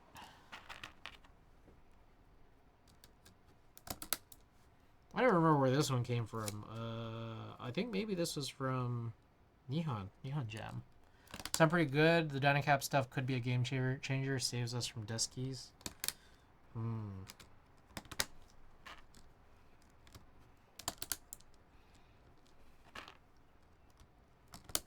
Is there like release dates for any of the Dynacap stuff?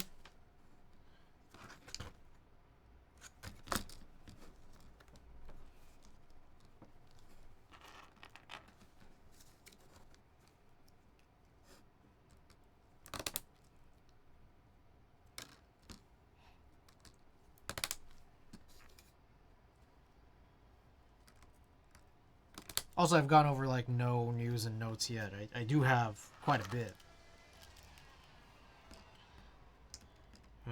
Just very focused on something that clearly wasn't going to work.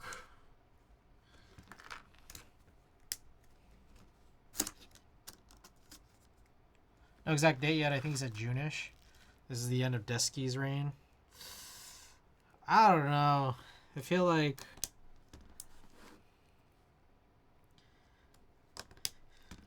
after Densis, I'm just like, I don't want to get my hopes up for anything. Like, also another thing too is, I think after all of it, I'd still probably prefer OEM. OEM Topre. So, there's not... It's...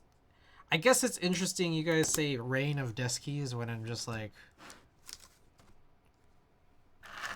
I don't even think Deskies is like that great. And somehow the other options out there still have a bunch of imperfections. I will say though, PBB. Oh my gosh, those PBB springs. It's like a gift from God.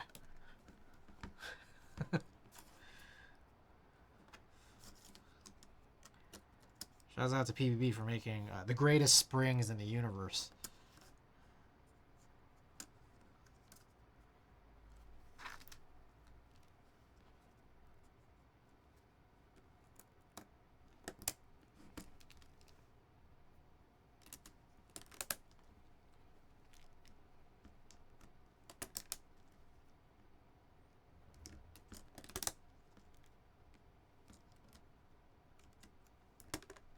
I just want to get like 3,000 springs from PBB and just like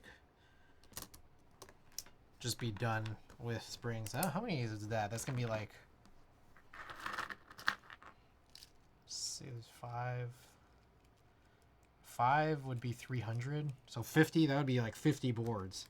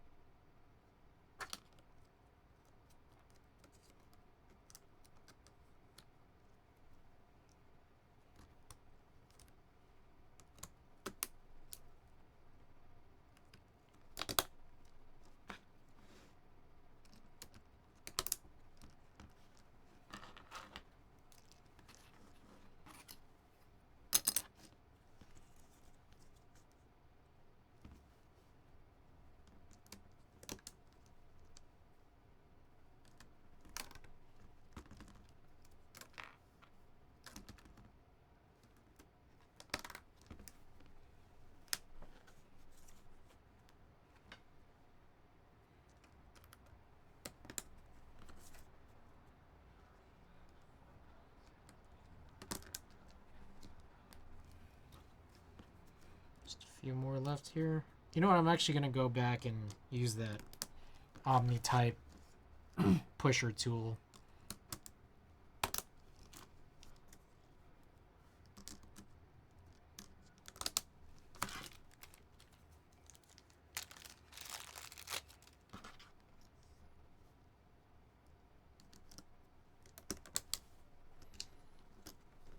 Okay. The tool, where is that? Here it is.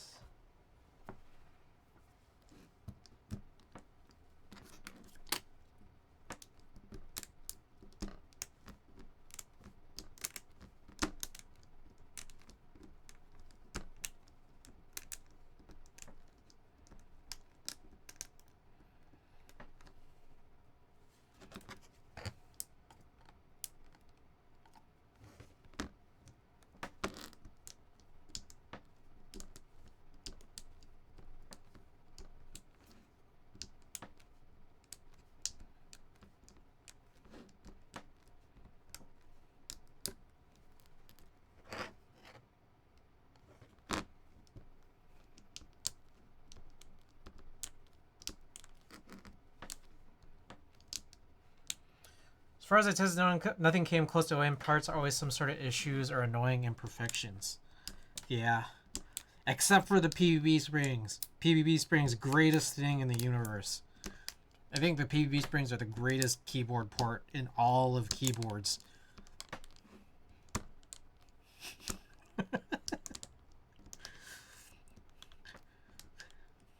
I want to make a keyboard entirely out of PVB springs.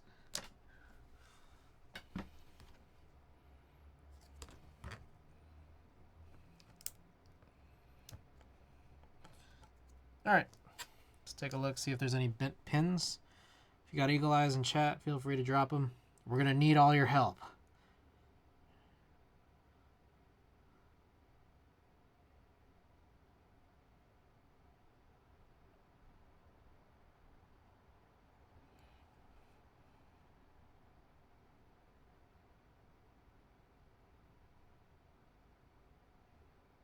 Alright, looks good.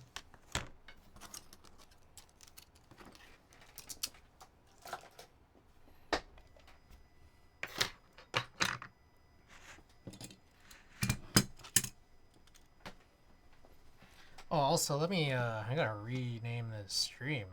This is not even...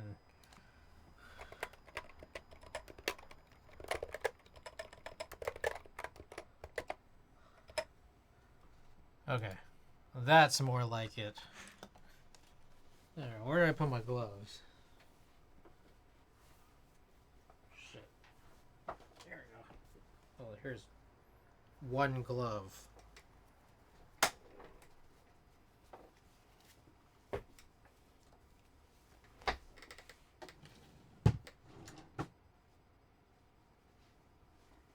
Here's another glove. Alright, let's get it.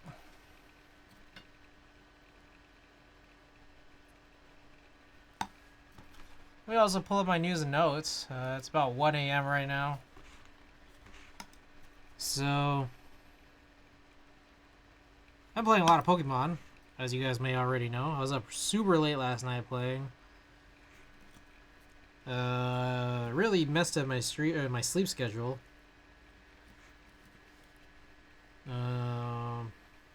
I was doing alright for most of the day, and then I was like, it hit like 5 p.m.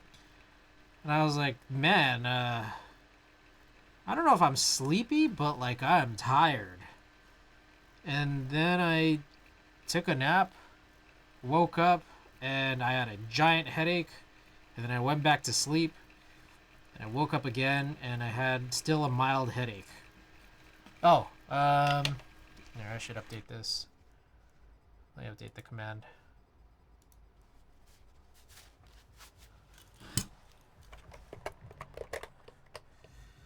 y.6, carbonate plate, Canis Ultramarine V2 housing / Studio MM palm stems. I think it's modified palm. What else is in here? What springs are they?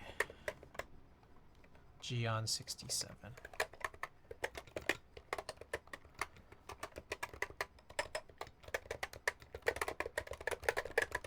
Oh.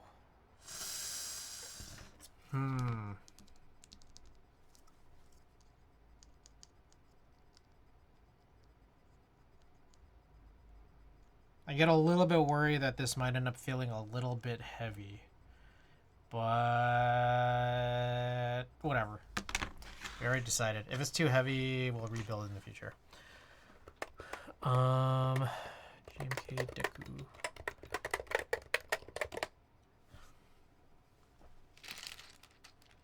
Ooh, do I? I don't know if I ever bought the Deku Latin alphas.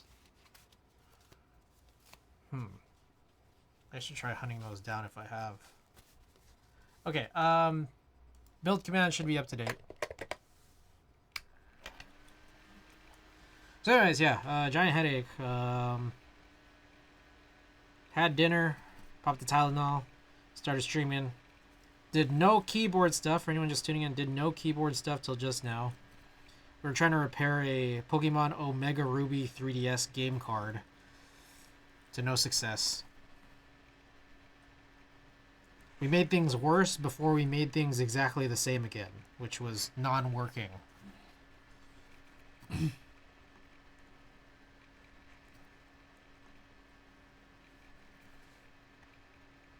Still in a non-working state.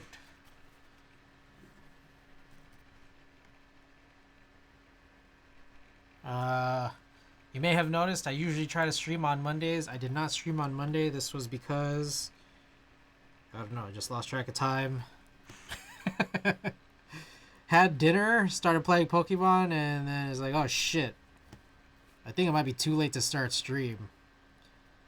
So, here we are today. I didn't stream yesterday either because Tina and I went to go see Denzel Curry. But streaming tonight and looking to stream on Friday. So this week's schedule totally crazy. Instead of our Monday, Thursday, we're doing Wednesday, Friday.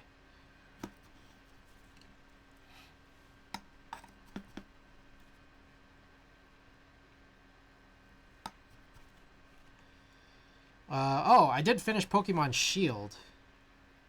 Because I really wanted to get Zamazenta. Sorry if that was a spoiler, but I mean, he's on the cover. So, still haven't transferred it over to Violet yet. Talked a little bit about Pokemon Home. Oh, also, Tina and I have been watching the show. The most recent, like the Paldea generation show. It's actually pretty good. I don't know. You guys seen it on Netflix. It's kind of interesting because it didn't look like they have the Japanese version, but they have English and a bunch of other languages, but I didn't see Japanese on there. But it's really interesting, the show. It's definitely for kids. 100%. But what I noticed was really interesting, like how consistent they made it with the games, because I feel like they did not do that when I was first watching, like, you know, what was it, like the first 3-ish seasons of Pokemon back in the 90s. Like, the games were totally different from the show. Like, there's just like a bunch of things in the show's like, what why this not in the game? Or there's things in it, like, you'd play the game and you're like, man, why isn't it like the show? But surprisingly very consistent between the show and the game now. Like, they're showing maps of Paldea and it like looks the same. They have like some of the same, I don't know, people, Pokemon, just like locations. And I think maybe a big part of that is they did map out Paldea as, like, you know, more of an open world here than ever. Let's try to fix this real quick. So that's pretty cool, I gotta say. I'm a fan.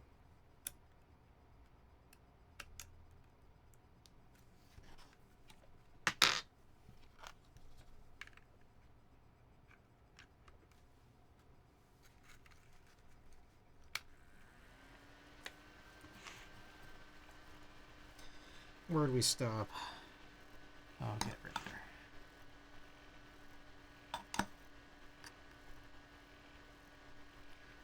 there. More things. Oh, I did get it on the Glare 60. I was very, very on the fence. I was starting to get cold feet on our last stream, and then there was just barely any time left, and I was like, fuck it, I'm gonna get it. And I did buy in. A couple of annoying things. Okay, just a couple of quick annoying things about the payment of it.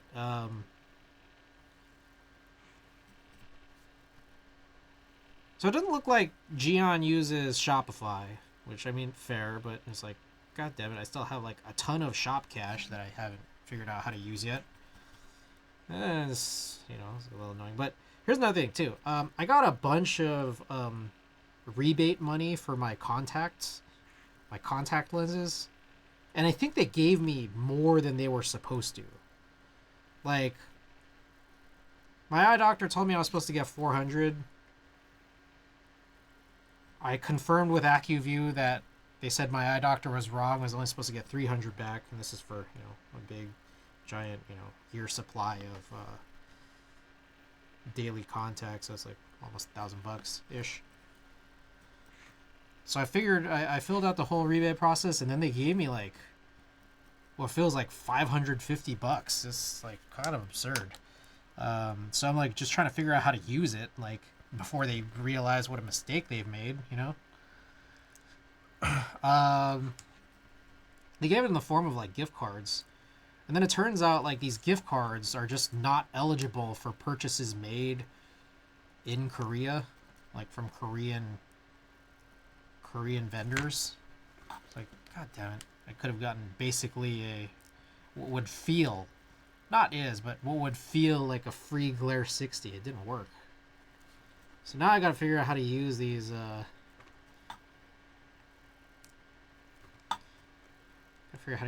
gift cards.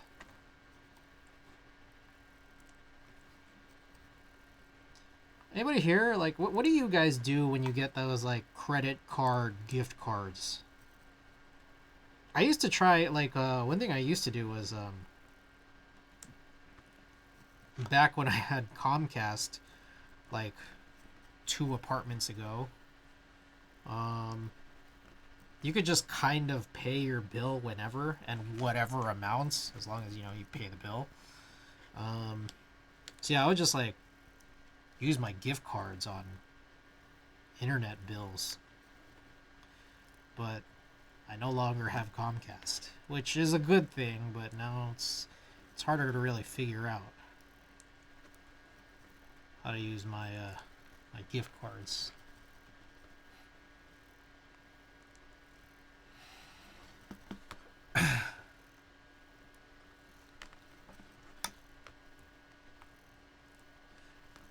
Did send out some packages, just some. I still need to send out the sticker envelopes. I sent out a bunch of packages, including the most recent early month win to Ricky. Only do Amazon these days. So that's what I'd heard. I think Tina was mentioning, like, you take those gift cards and then you buy Amazon gift cards with them. Because Amazon gift cards don't expire, I guess. Out of you with the same issue could not use on non-US servers. Yeah, super annoying, right? Just make it work, man.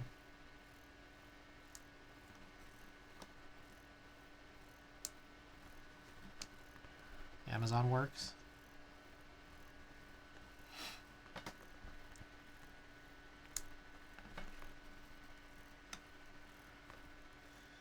Yeah, sent out a couple boards. Oh, I don't know. Savior, you're not here, are you? I don't know if you're here, Savior, but sent out Savior's board back, and I realized I might have accidentally kept what looks like, I think it's a Torx driver from his kit. Oops.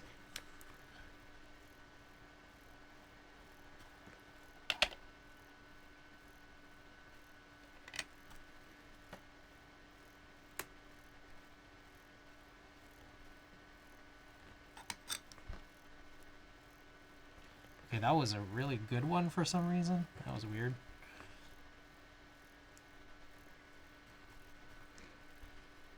Uh, crazy last. I mean, what's been like almost a week since I last streamed. You can assign a pin from a website. You can sometimes do a money order at like a Walmart for like $1. Oh, that's interesting. I've never tried that, but that's pretty interesting actually. So you just turn it into cash, put it in your bank account, or cash for the horse racing track. Is that what you do?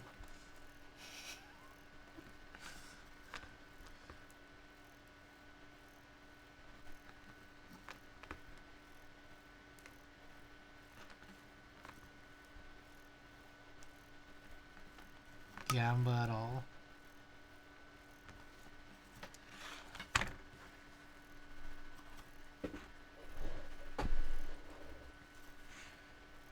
Speaking of Gamba, all right.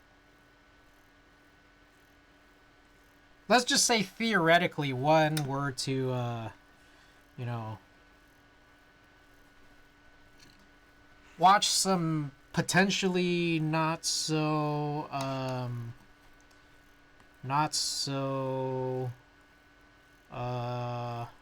legitimate. I don't know if I want to say what's the word here so that I don't get in trouble.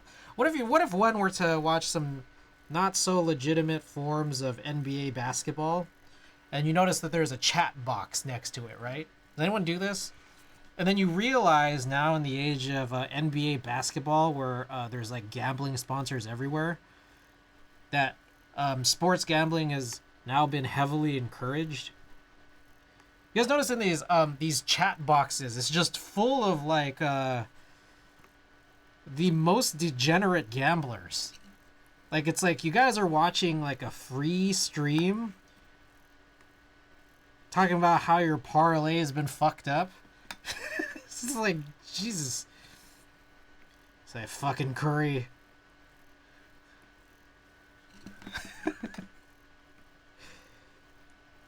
Ruining my parlay.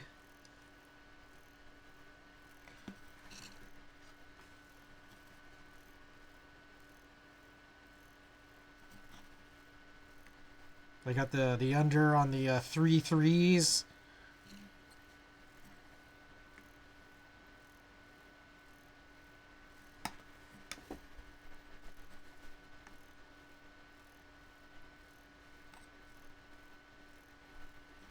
Degen's being Degen and a stream checks out.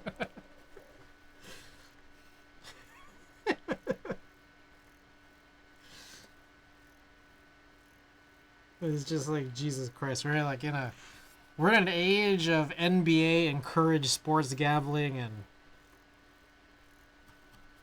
Chat GPT college education.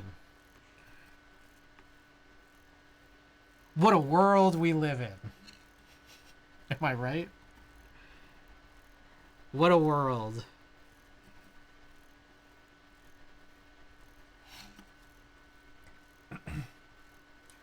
Anyways, yeah, crazy last week or so of basketball. Knicks up 2-0, Pacers up 2-0. That's wild. On the Celtics and the Cavs, it's crazy.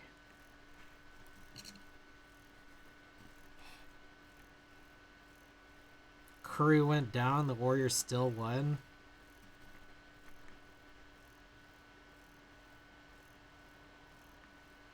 Denver winning game 1 the other night on some fuckery. What the hell? What is this? Winning game 1 the other days on some fuckery and then losing by like 50 today. Can we make ChatGPT make degenerate bets for us? You could try. I was watching this. You guys. I think we watched it together once. You guys know Internet Shaquille. He like has that like talking head, not necessarily cooking YouTube channel, like secondary channel. We watched it before. We was talking about the horrors of short form content audience, but he also recently-ish, this was a little while back, maybe a couple months ago, recently-ish had a video about sports gambling. That one was really good. Um, if you guys want me to sum it up, if you guys don't want spoilers, just mute now for the next minute. But or just go and watch the video right now. He basically explains that, like, despite being a risk-averse person, he's been, doing sports gambling for a little bit. With this idea is that, like, don't do anything except play the worst possible odds, because you'll probably win, like, one and definitely, like, break even. He's just like, yeah, I don't know anything about these teams. I couldn't tell you anything about the players on the team. And he's like making bets on college teams, whatever. Couldn't tell you anything about the players on the team. I can't even tell you what some of the rules are. But just, like, play the worst, craziest, most awful odds, and it's like, okay, if you win, you're gonna get paid out like crazy. And what he was explaining was that, like, you do this and you think, like, this is actually, like, kind of a winning strategy here, except for the fact that gambling is really fucked up.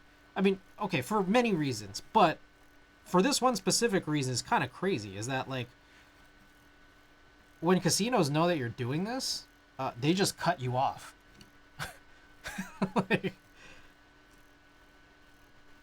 like they don't necessarily kick you out, but they just, like, start cutting all your limits.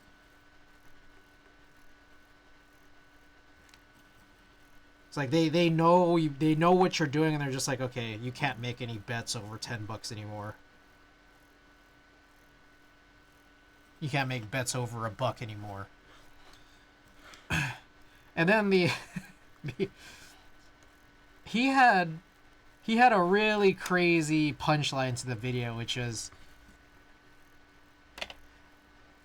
if you've had an account to any sports book and it's still in good standing, you are a loser. And I'm figuring that he means that in more than one way. From the standpoint of, like, probably the metaphorical, like, you're a loser for gambling. But also you're a loser in the sense that, like, the reason it's still in good standing is because you're making horrible bets. Gonna teach now, see you later. Alright, Rue, thanks so much for being here. You're making horrible bets, you're losing, and that's why the casino or the sports book haven't cut you off yet.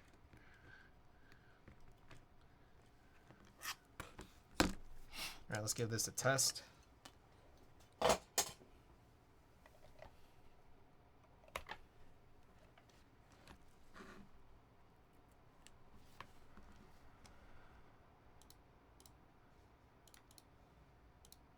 The house always wins. That makes sense. Even if you win sometimes, you're going to give it back eventually. Yeah.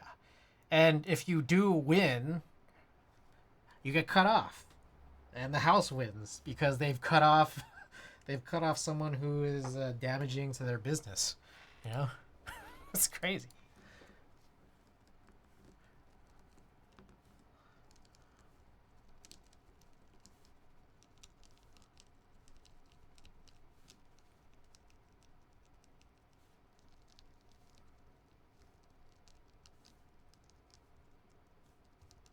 Oh, what happened here? That's weird. What is going on there?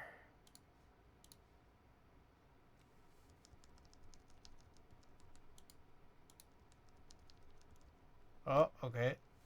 That was weird. Well, it works now.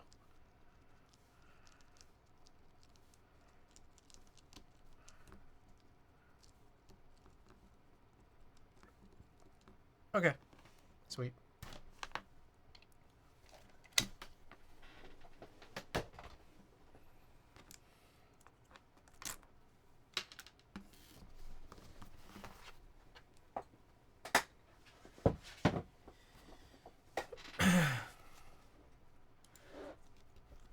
I want to try the strategy, though, see if I win and get cut off. Yeah, probably really good, especially for like example like college basketball. Like I think now in this day and age, basketball specifically, just at many levels, is like you never know what's gonna happen. You really don't. Like there's just so much variance. Like any team can win at any given point as long as okay, do your guys know how to shoot? Can you handle the ball well enough? Like at that stage, it's like anyone can win because someone can get really hot and the other team could get cold, even if one team's favored. So yeah, I mean, go and try this college basketball. Like, you could look up this internet Shaquille video. I'll find it. Give me 1 second. I'll find it. I'll paste it in the chat. I'm not gonna play it here, but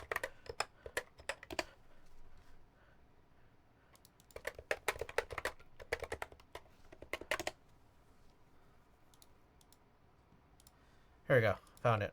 What everyone gets wrong about gambling on sports. Minfresh Mike, feel free to check that video out. Anybody else also?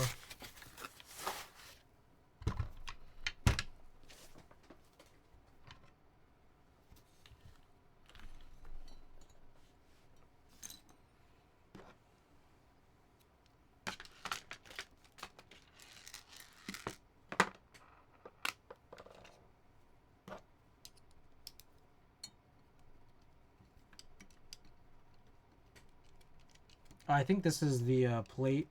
That's 2 plates. For the build that's already in here.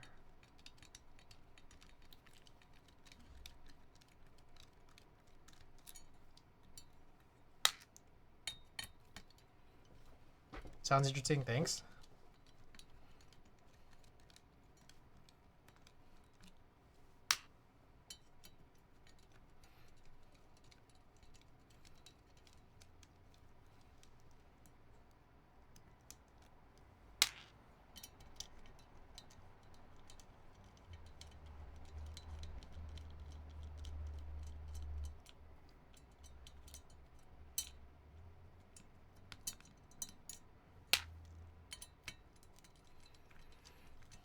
All right, what else I got here on my news and notes? Oh, I'm trying to switch over to Brave.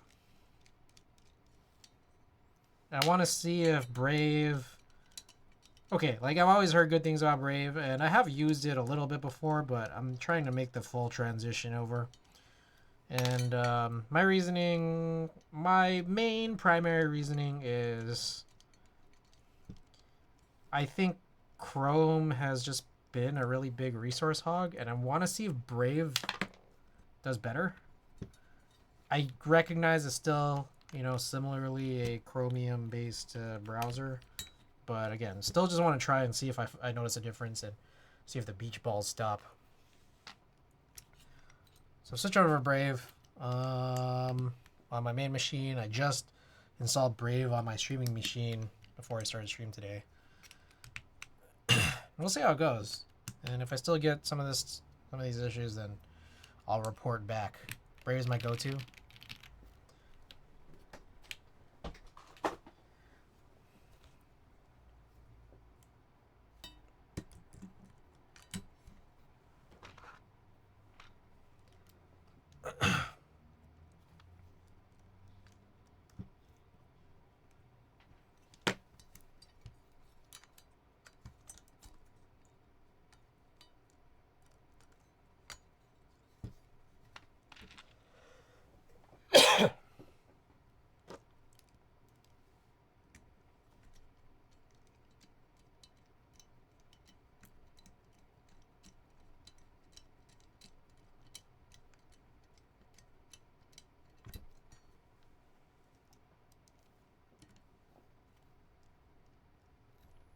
There's something really weird about this. It's like, it seems like, okay, these screws go into the holes in the case top, but like, they struggle a little bit to get through the plate holes. Which isn't necessarily the worst thing in the world, considering that, like, it's a PC plate. It's kind of like, whatever, but it's still kind of weird.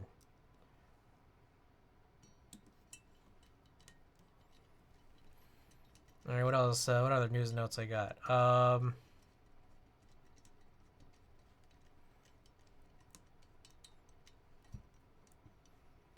I don't know if you guys saw, but there's apparently some new lube pens from Omnitype. There's a BDZ pen. I'm like, how does that work? Did you guys see that?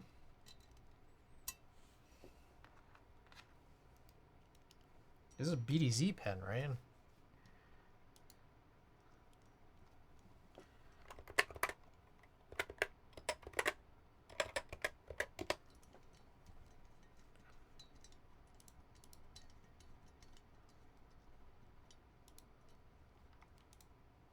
Yeah, how the hell does a BDZ pen work?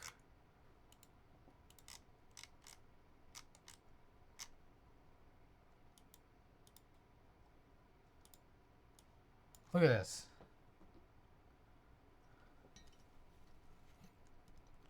It just kind of oozes out? Like, what?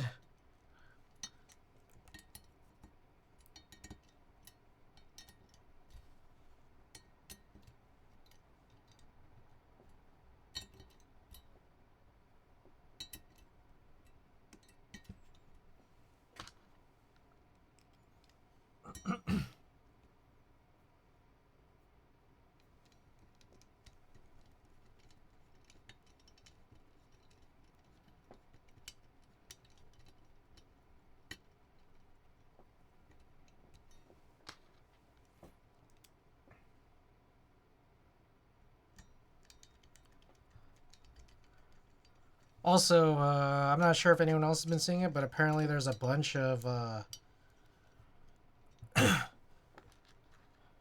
don't know how to pronounce it exactly, Kazawa slash Manu slash Bion drama. Anybody catch that?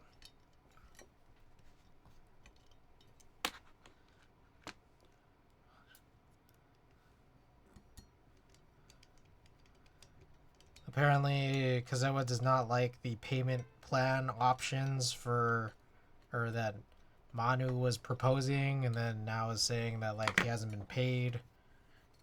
And then there's kind of just this weird, like, very public feud. Anybody else been following this? I guess the only reason I know is because I'm in the larva group buy, which is almost supposed to be delivered. Oh, what the hell? What are these O-rings from? Was this an O-ring mount?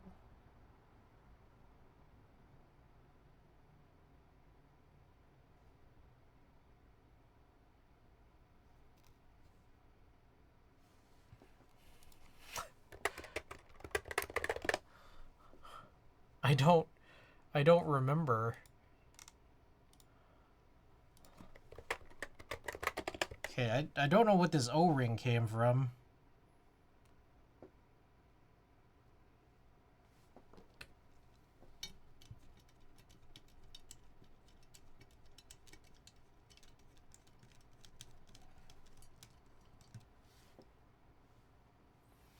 Alright, I need to unscrew all of this. God damn it. Armory, welcome back. So tired of keyboard drama.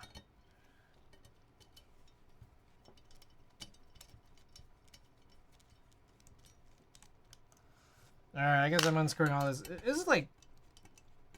It's not hard to screw. It's hard to screw.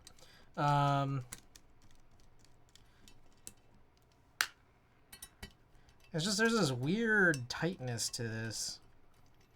And all of a sudden I see this O-ring and I'm like, where did this O-ring come from? What the hell? Was this part of this? Did one O-ring fall out and then none of the others?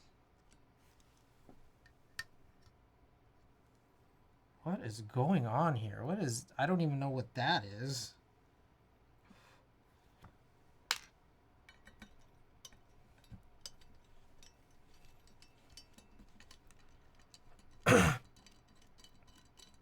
There's also some accusations that they had some involvement with collab. Not trying to spread rumors, not verified nor intended. Kazawa had involvement with collab. I'm new to mechanical. I like quiet and low profile. Should I build or buy?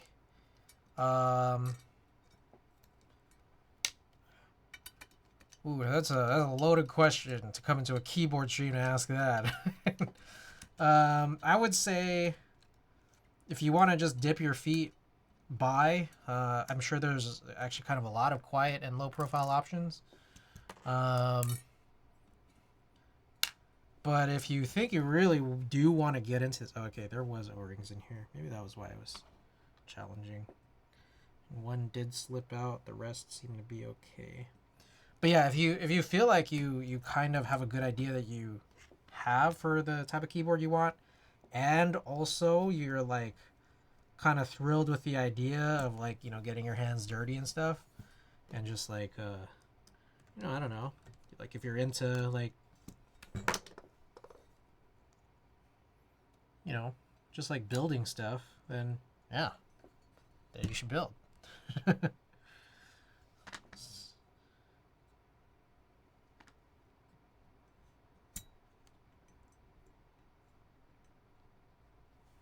Damn it. Okay. I have to figure this out. This is very... Okay, maybe... Am I supposed to put the screws in first? Where are these screws? These screws are like very... Are these the right screws? Gamble Shroud on Wise Donkey. Welcome. Wise Donkey, we just opened up your package, you know, at the start of stream here. So cool.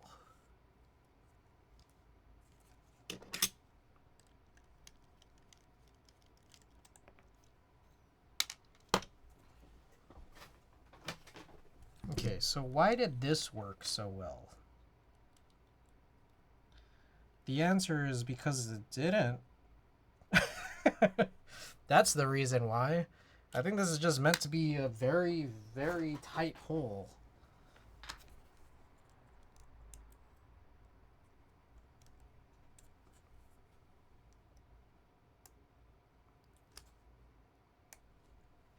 I'm going to relearn typing as I learned bad habits growing up. Maybe when I do it, I'll get a great store in type program speed.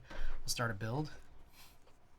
Yeah, I mean, that could work. Also, there's also just the other option, which is maybe once you have a good keyboard, you will type better. Yeah, that's also another possibility that I wouldn't rule out.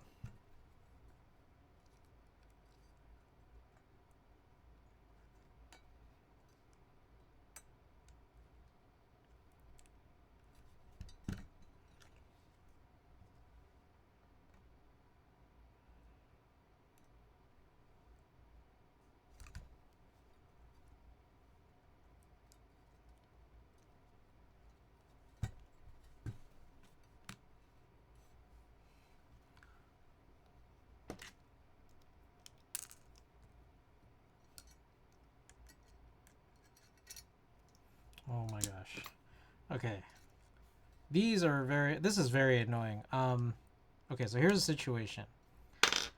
There was some weirdness with how they handled the case holes. And let me explain here. So as I mentioned from a little bit earlier, for anyone who just tuned in, this group I was advertised to have 2 different mounting styles, and one of them was kind of a dud. The wrong holes were machined. Oh, crap. Really? Oh my gosh. This is very annoying. The wrong holes were machined to not allow a tadpole mount. And so they said, hey, sorry about that, but there's still a top mount. You can do a tadpole mount, but then it would ruin your ability to run top mount. So really you only get one or the other, and one is definitely more, you have to do more to get it. So I'm stuck with this top mount version. The problem is, even with the top mount, there's some craziness. The screws that fit into this case don't actually necessarily fit into the holes of the plate very, very nicely.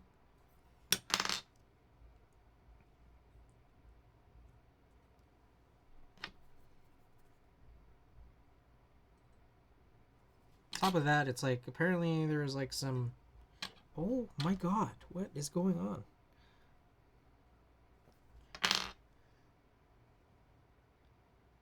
There's some O-rings that you're also supposed to use with this, which I feel like I'm going to give up on using soon. Because this thing is kind of a disaster. I don't know how I haven't had these problems in the past.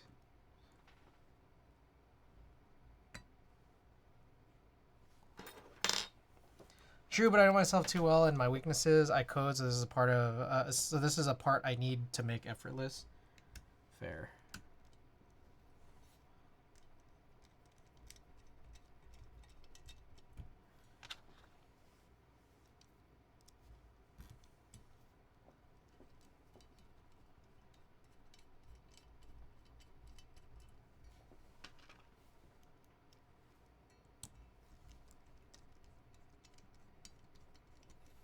Okay, let me just. I'm peeking around and now I see, okay, all these O-rings are in place. As long as I don't slide them, you know, kind of off, I should be in much better shape here.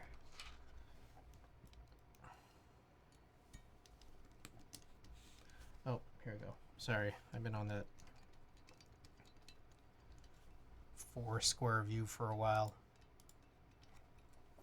A little more light in here.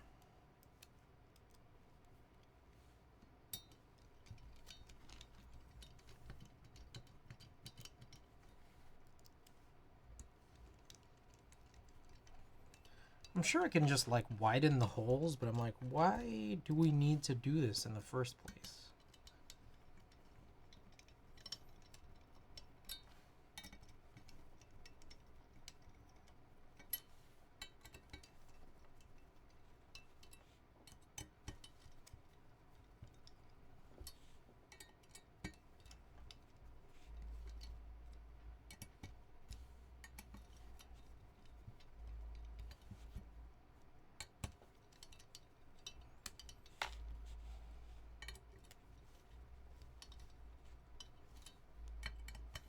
Apologize, or sorry, I appreciate everybody staying around here to the end here. What's my favorite build ever? Ooh. Ha, that's hard because I feel like it always just changes. I do have a, I hope it works, the exclamation faves command of just like some of my favorite boards. But, you know, there's a lot of factors in terms of, you know, sound, feel, appearance, looks, and also just what the build process was like.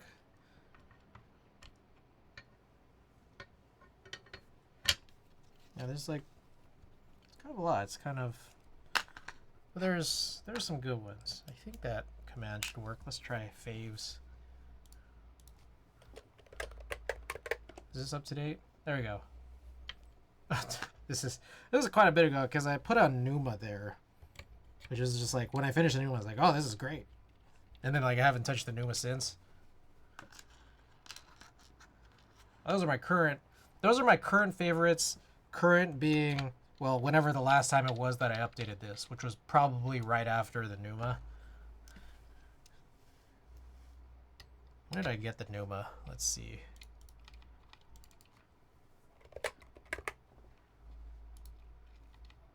I got this in October.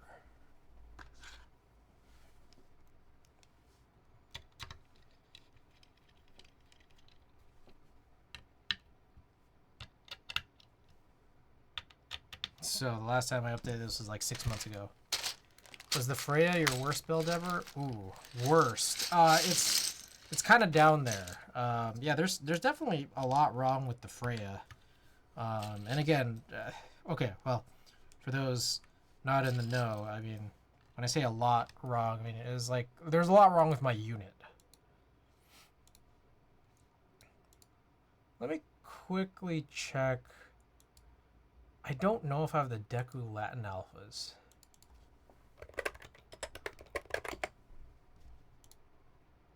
I don't think I bought the Deku Latin alphas. Okay. Well, I guess I only have these, I think these are...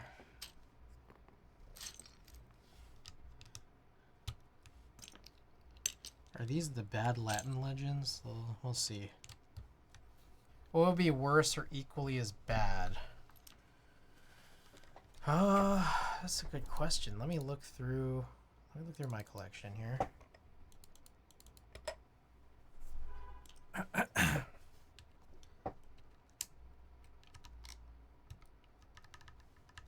Your Sin has an aluminum weight? Yes. So the Sin, let me explain that one real quick. The Sin, done by Victus. Victus did like a whole closing event. You know, they're just shutting down, doing like a whole blowout sale. I already had a Sin, but I wanted to get a B stock because he allowed at that point to mismatch the parts. So I was able to get like a different color top and bottom. The problem with getting a Sin by that point was there's no weights. There were no weight options, but he did release the weight files. And so I was able to get a weight done through JLC, who normally does PCBs, but they also do some like prototype machining. So the quality of the machining is not, it's not great. There's definitely a lot of imperfections, but pretty affordable. I will say it's pretty affordable for what it is. And like I mean, the unit was B stock anyways. I'm not looking for perfection in general, but I'm definitely not looking for perfection on this unit. So I was able to get that done. And yeah, it's sick. Like it looks good. It looks really good and is way lighter. I like the fact that it's way lighter. The problem that I had with the regular Sin, which by the way I do still have for sale, it has a brass weight, but one of the weird parts of it for me is because I pick up my boards a lot. It's a little strange because it's a polycarbonate board with all of the weight on the bottom in the back. Like it's all on one side. So like you pick it up and then like, I don't know how to put it other than like, you're like, whoa, okay. Like it's going to go down this way because all the weight's in the back there. I got one of the last ones too, but it's brass. So yeah, that's kind of my thing. But yeah, I actually really do like the Sin with you know, the B stock Sin that I had the weight machined, custom machined in Alu4. Sounds strange. Could make a novelty build challenge for content. Wish I got an HHKB top. The weight is all in the back. Yeah. Yeah, it's a little funny. I mean, like, it's cool. Okay, it's cool for a couple of things. Like, okay, so a few things to mention here. I normally don't like... I've grown to not really like PC boards that much, but this one I'll make an exception for just because it looks really good, and also because we were able to figure out a solution where I can enjoy it and appreciate it. But yeah, it's a weird thing, but it's also only really a problem if you do move it around a lot. Like if it's just gonna stay all in one spot all the time, like at your workstation, then it's not that big a deal. All right, so there it is. Yeah, and these have the bad Latin legends. This got this looks like, is this the hiragana? Hiragana, but old hiragana.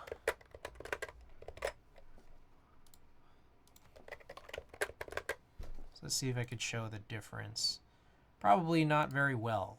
I don't know if I could show the difference very well. But yeah, this, the X is very wide, the V is very wide, the A also pretty low. SpongeBob keyboard from Real Sponge. Is yours MX or EC? I have MX. I never looked into an EC. I'm guessing you could just do it with an EC60 at this stage, but I never actually did one, so. Okay, so here it is. All right, actually this is not that bad. I was worried that the keys would feel a little bit heavier because it's a linear with somewhat heavy spring weight and length on PC, but this seems to be fine, so. All right, oh. Let's give this a type test, yeah? All right, it's pretty late. No prediction, but we'll let's get type test going. All right, this is the y.6 keyboard. Let me see if I can log in here. Can I log in? Oh, yeah, okay, perfect. Okay, y.6 keyboard. We have a polycarbonate plate. It is top mounted, and we have Mechanis Ultramarine V2 switches where the stems have been spring swapped to Wuche Studio MM modified palm stems, and the springs have been swapped to the Geon 67.5 gram 22 millimeter single stage springs. And we have GMK Deku base kit, has the old hiragana alphas, which include Latin legends that are not quite accurate in my opinion. I'd kind of wish that I gotten the Latin alphas, but I'm not sure where I can get that now. We'll see if I can hunt something down. Kill Combat, welcome back. All right, here's the type test. Let's get it.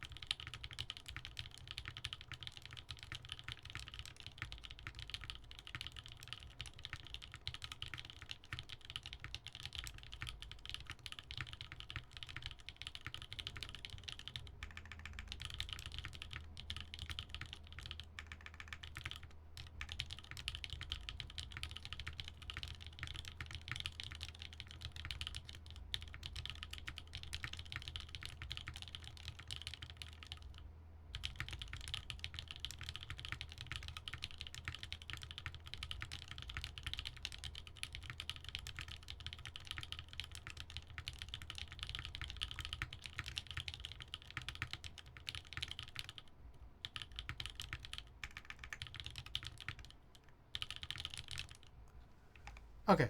I normally do more tests, which I will do, but I actually just realized there's also a case foam in here, and I remember trying it once and not really liking it, but maybe it's worth trying it again, just to see.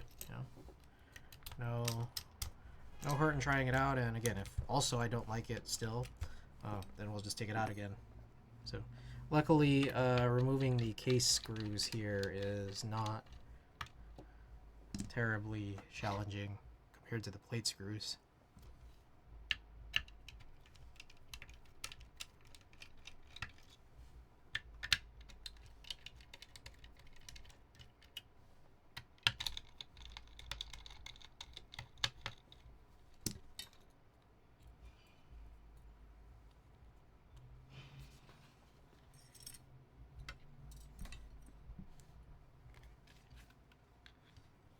Understand what is this stuff that's here? Oh, like a weird little, I don't know what even those are. All right.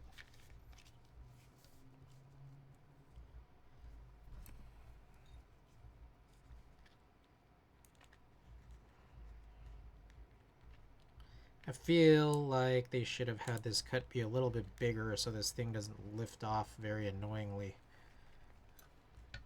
Again, I have tried this before and didn't like it, but let's try again. We did run this in the past with some Texie diamond switches, which looked really cool, but you don't really see switches.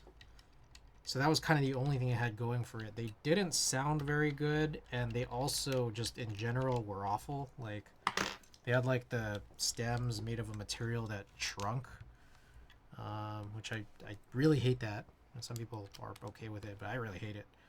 So yeah, we ended up changing those out, and that's why this rebuild even exists tonight. Okay, so I just put the case foam in there. Let's try out another test.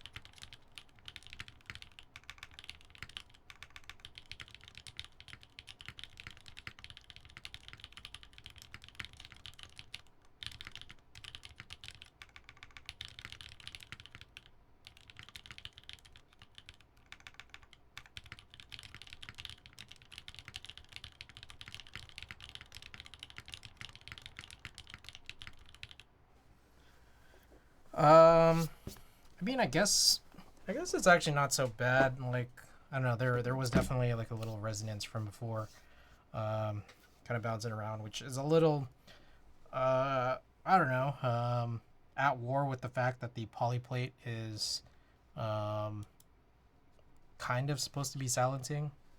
So, I mean, I guess this is I could work with this, you know.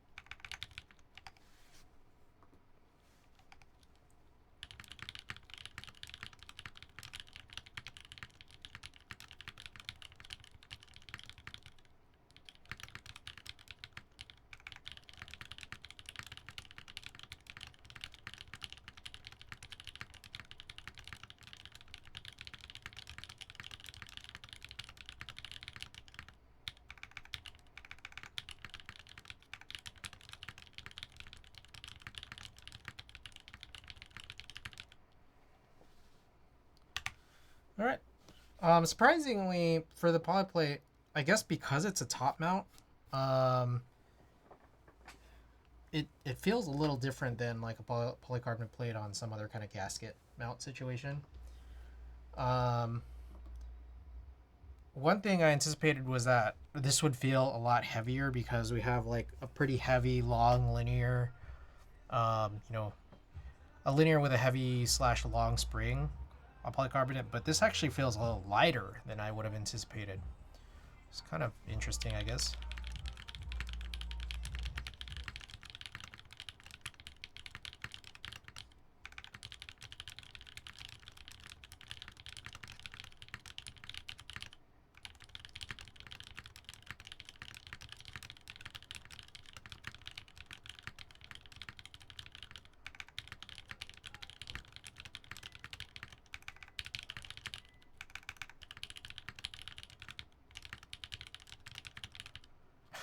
Slow down at the end. Okay, well, as the board, what do you guys think? I'm gonna get Lightroom open, see if we do a print for y'all.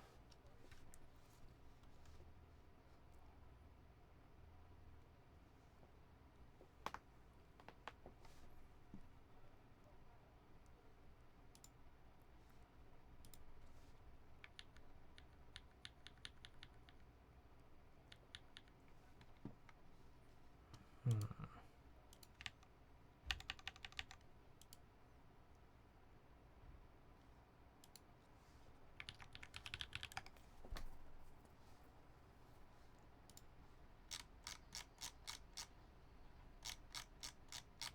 I gotta do more scans.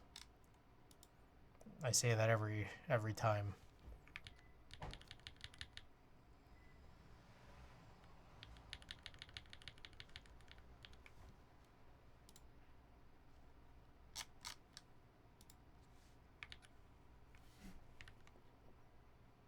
There we go.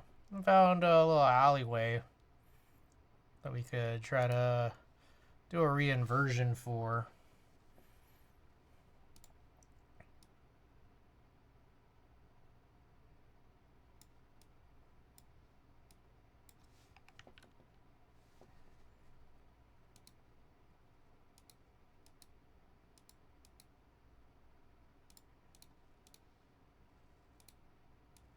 Wow, that's already warmed up, huh?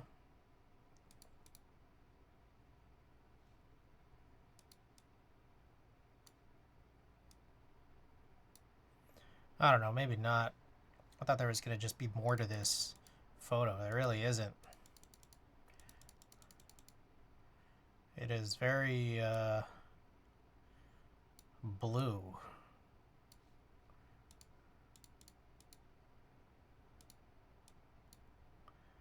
Also, there's a bunch of weird, I don't know, like, I don't know what this is, strange, like, lab leaks there. I mean, we could run it, but It's all just basically a one color picture.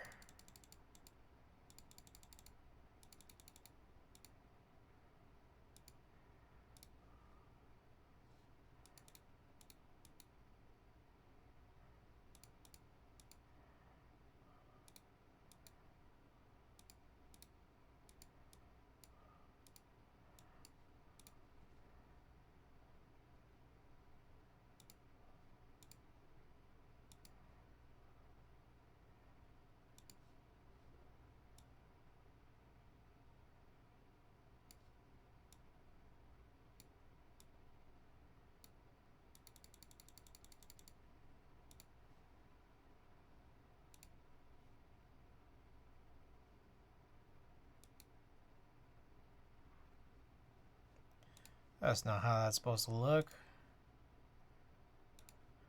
Either is that.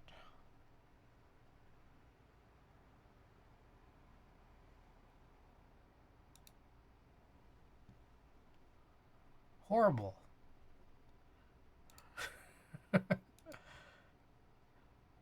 Maybe not this.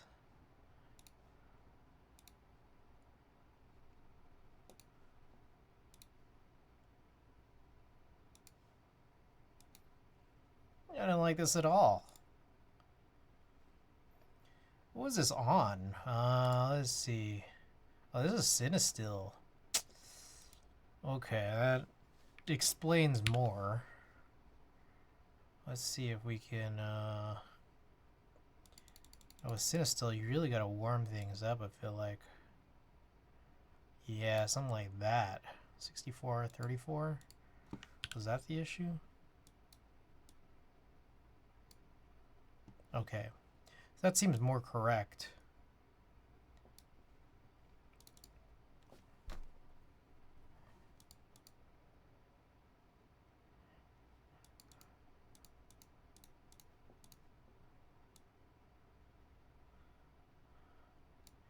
I don't even want to say good, it's just more correct.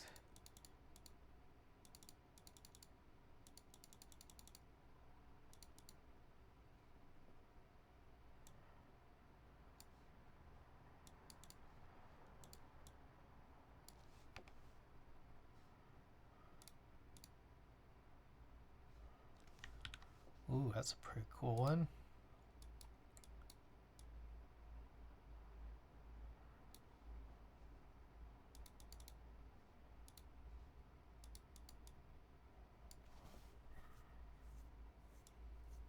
So I know where this is. I just forgot what the name of the place was. I saw this on a bike ride.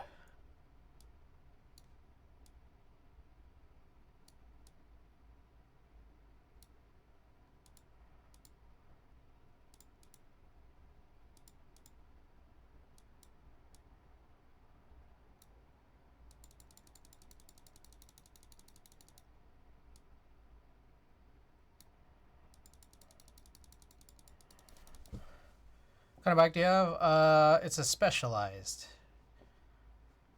I don't know. I bought it. Okay. I don't know that much about biking. I bike every now and then. I used to bike a lot more just to get around.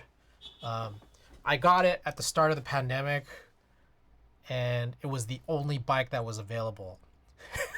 And it was like really expensive for the idea that I just wanted a bike. So I guess it's supposed to be like a pretty good bike, but I'm not taking advantage of the goodness of it. You know, it's kind of what I feel like. Yeah. Like, because I don't know if you guys remember at the start of the pandemic, at least here, California, it was just that, like, everyone was just trying to go and get something. You know? Like, bike stores are just constantly sold out. Um, you know, roller skating. Roller skating got super huge and everything was sold out at roller skate stores.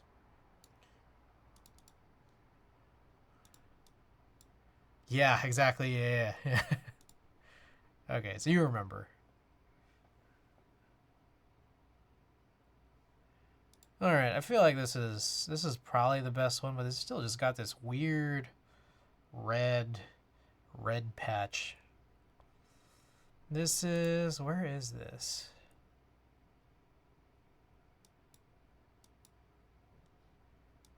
This is somewhere. This is somewhere in San Francisco. I know it's in San Francisco. It looks like San Francisco. I took it in San Francisco. I don't know exactly where it's... This might be Jackson. So just from wherever up the hill of Jackson is on... I don't know what this street is, but this right here might be Jackson. Now we know what to invest in next time.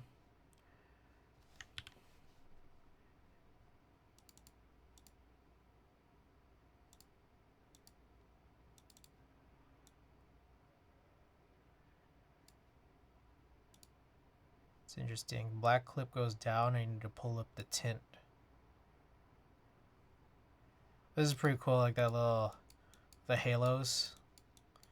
Right there is just like pretty common cinestill at night. That, what is it called?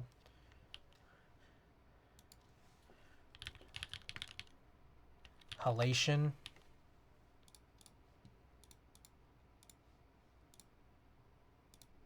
Okay, there's a dot here, and I realize it's because it's on my monitor, not on the actual picture. Alright, let's get rid of this little dust. Alright, so here's my thing. I want to get rid of that red thing, but also at the same time, there's kind of nothing going on in this area, so there's a part of me that wants to just trim this down. So if we crop like that, that's like a little bit better, but now it's a very cropped picture, you know?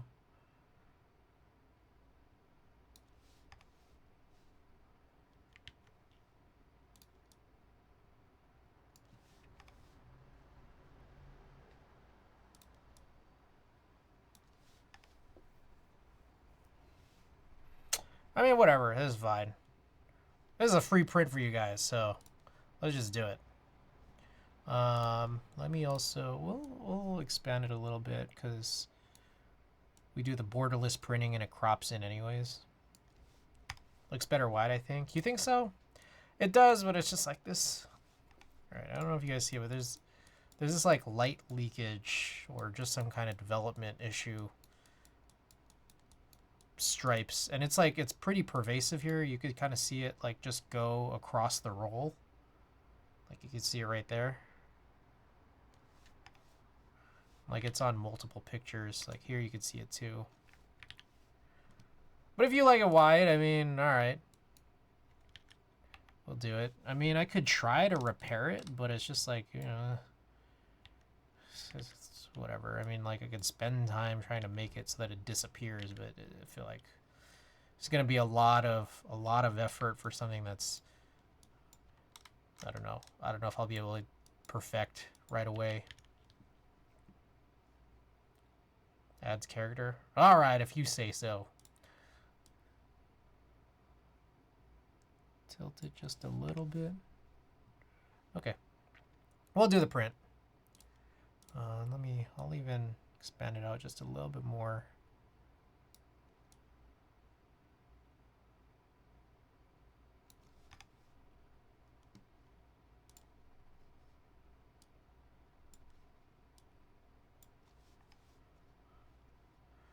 All right, let's run it. Let's see. Well, let's see if we can brighten it up a little bit more. That actually would kind of intrigue me if that was possible.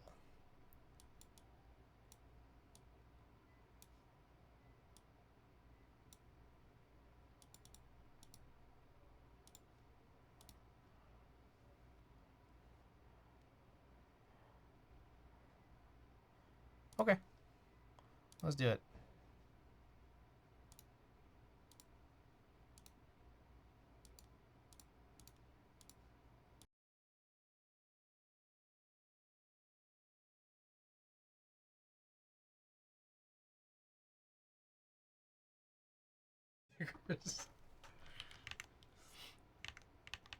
All right, Polymel, you got to choose one of these 6 stickers here.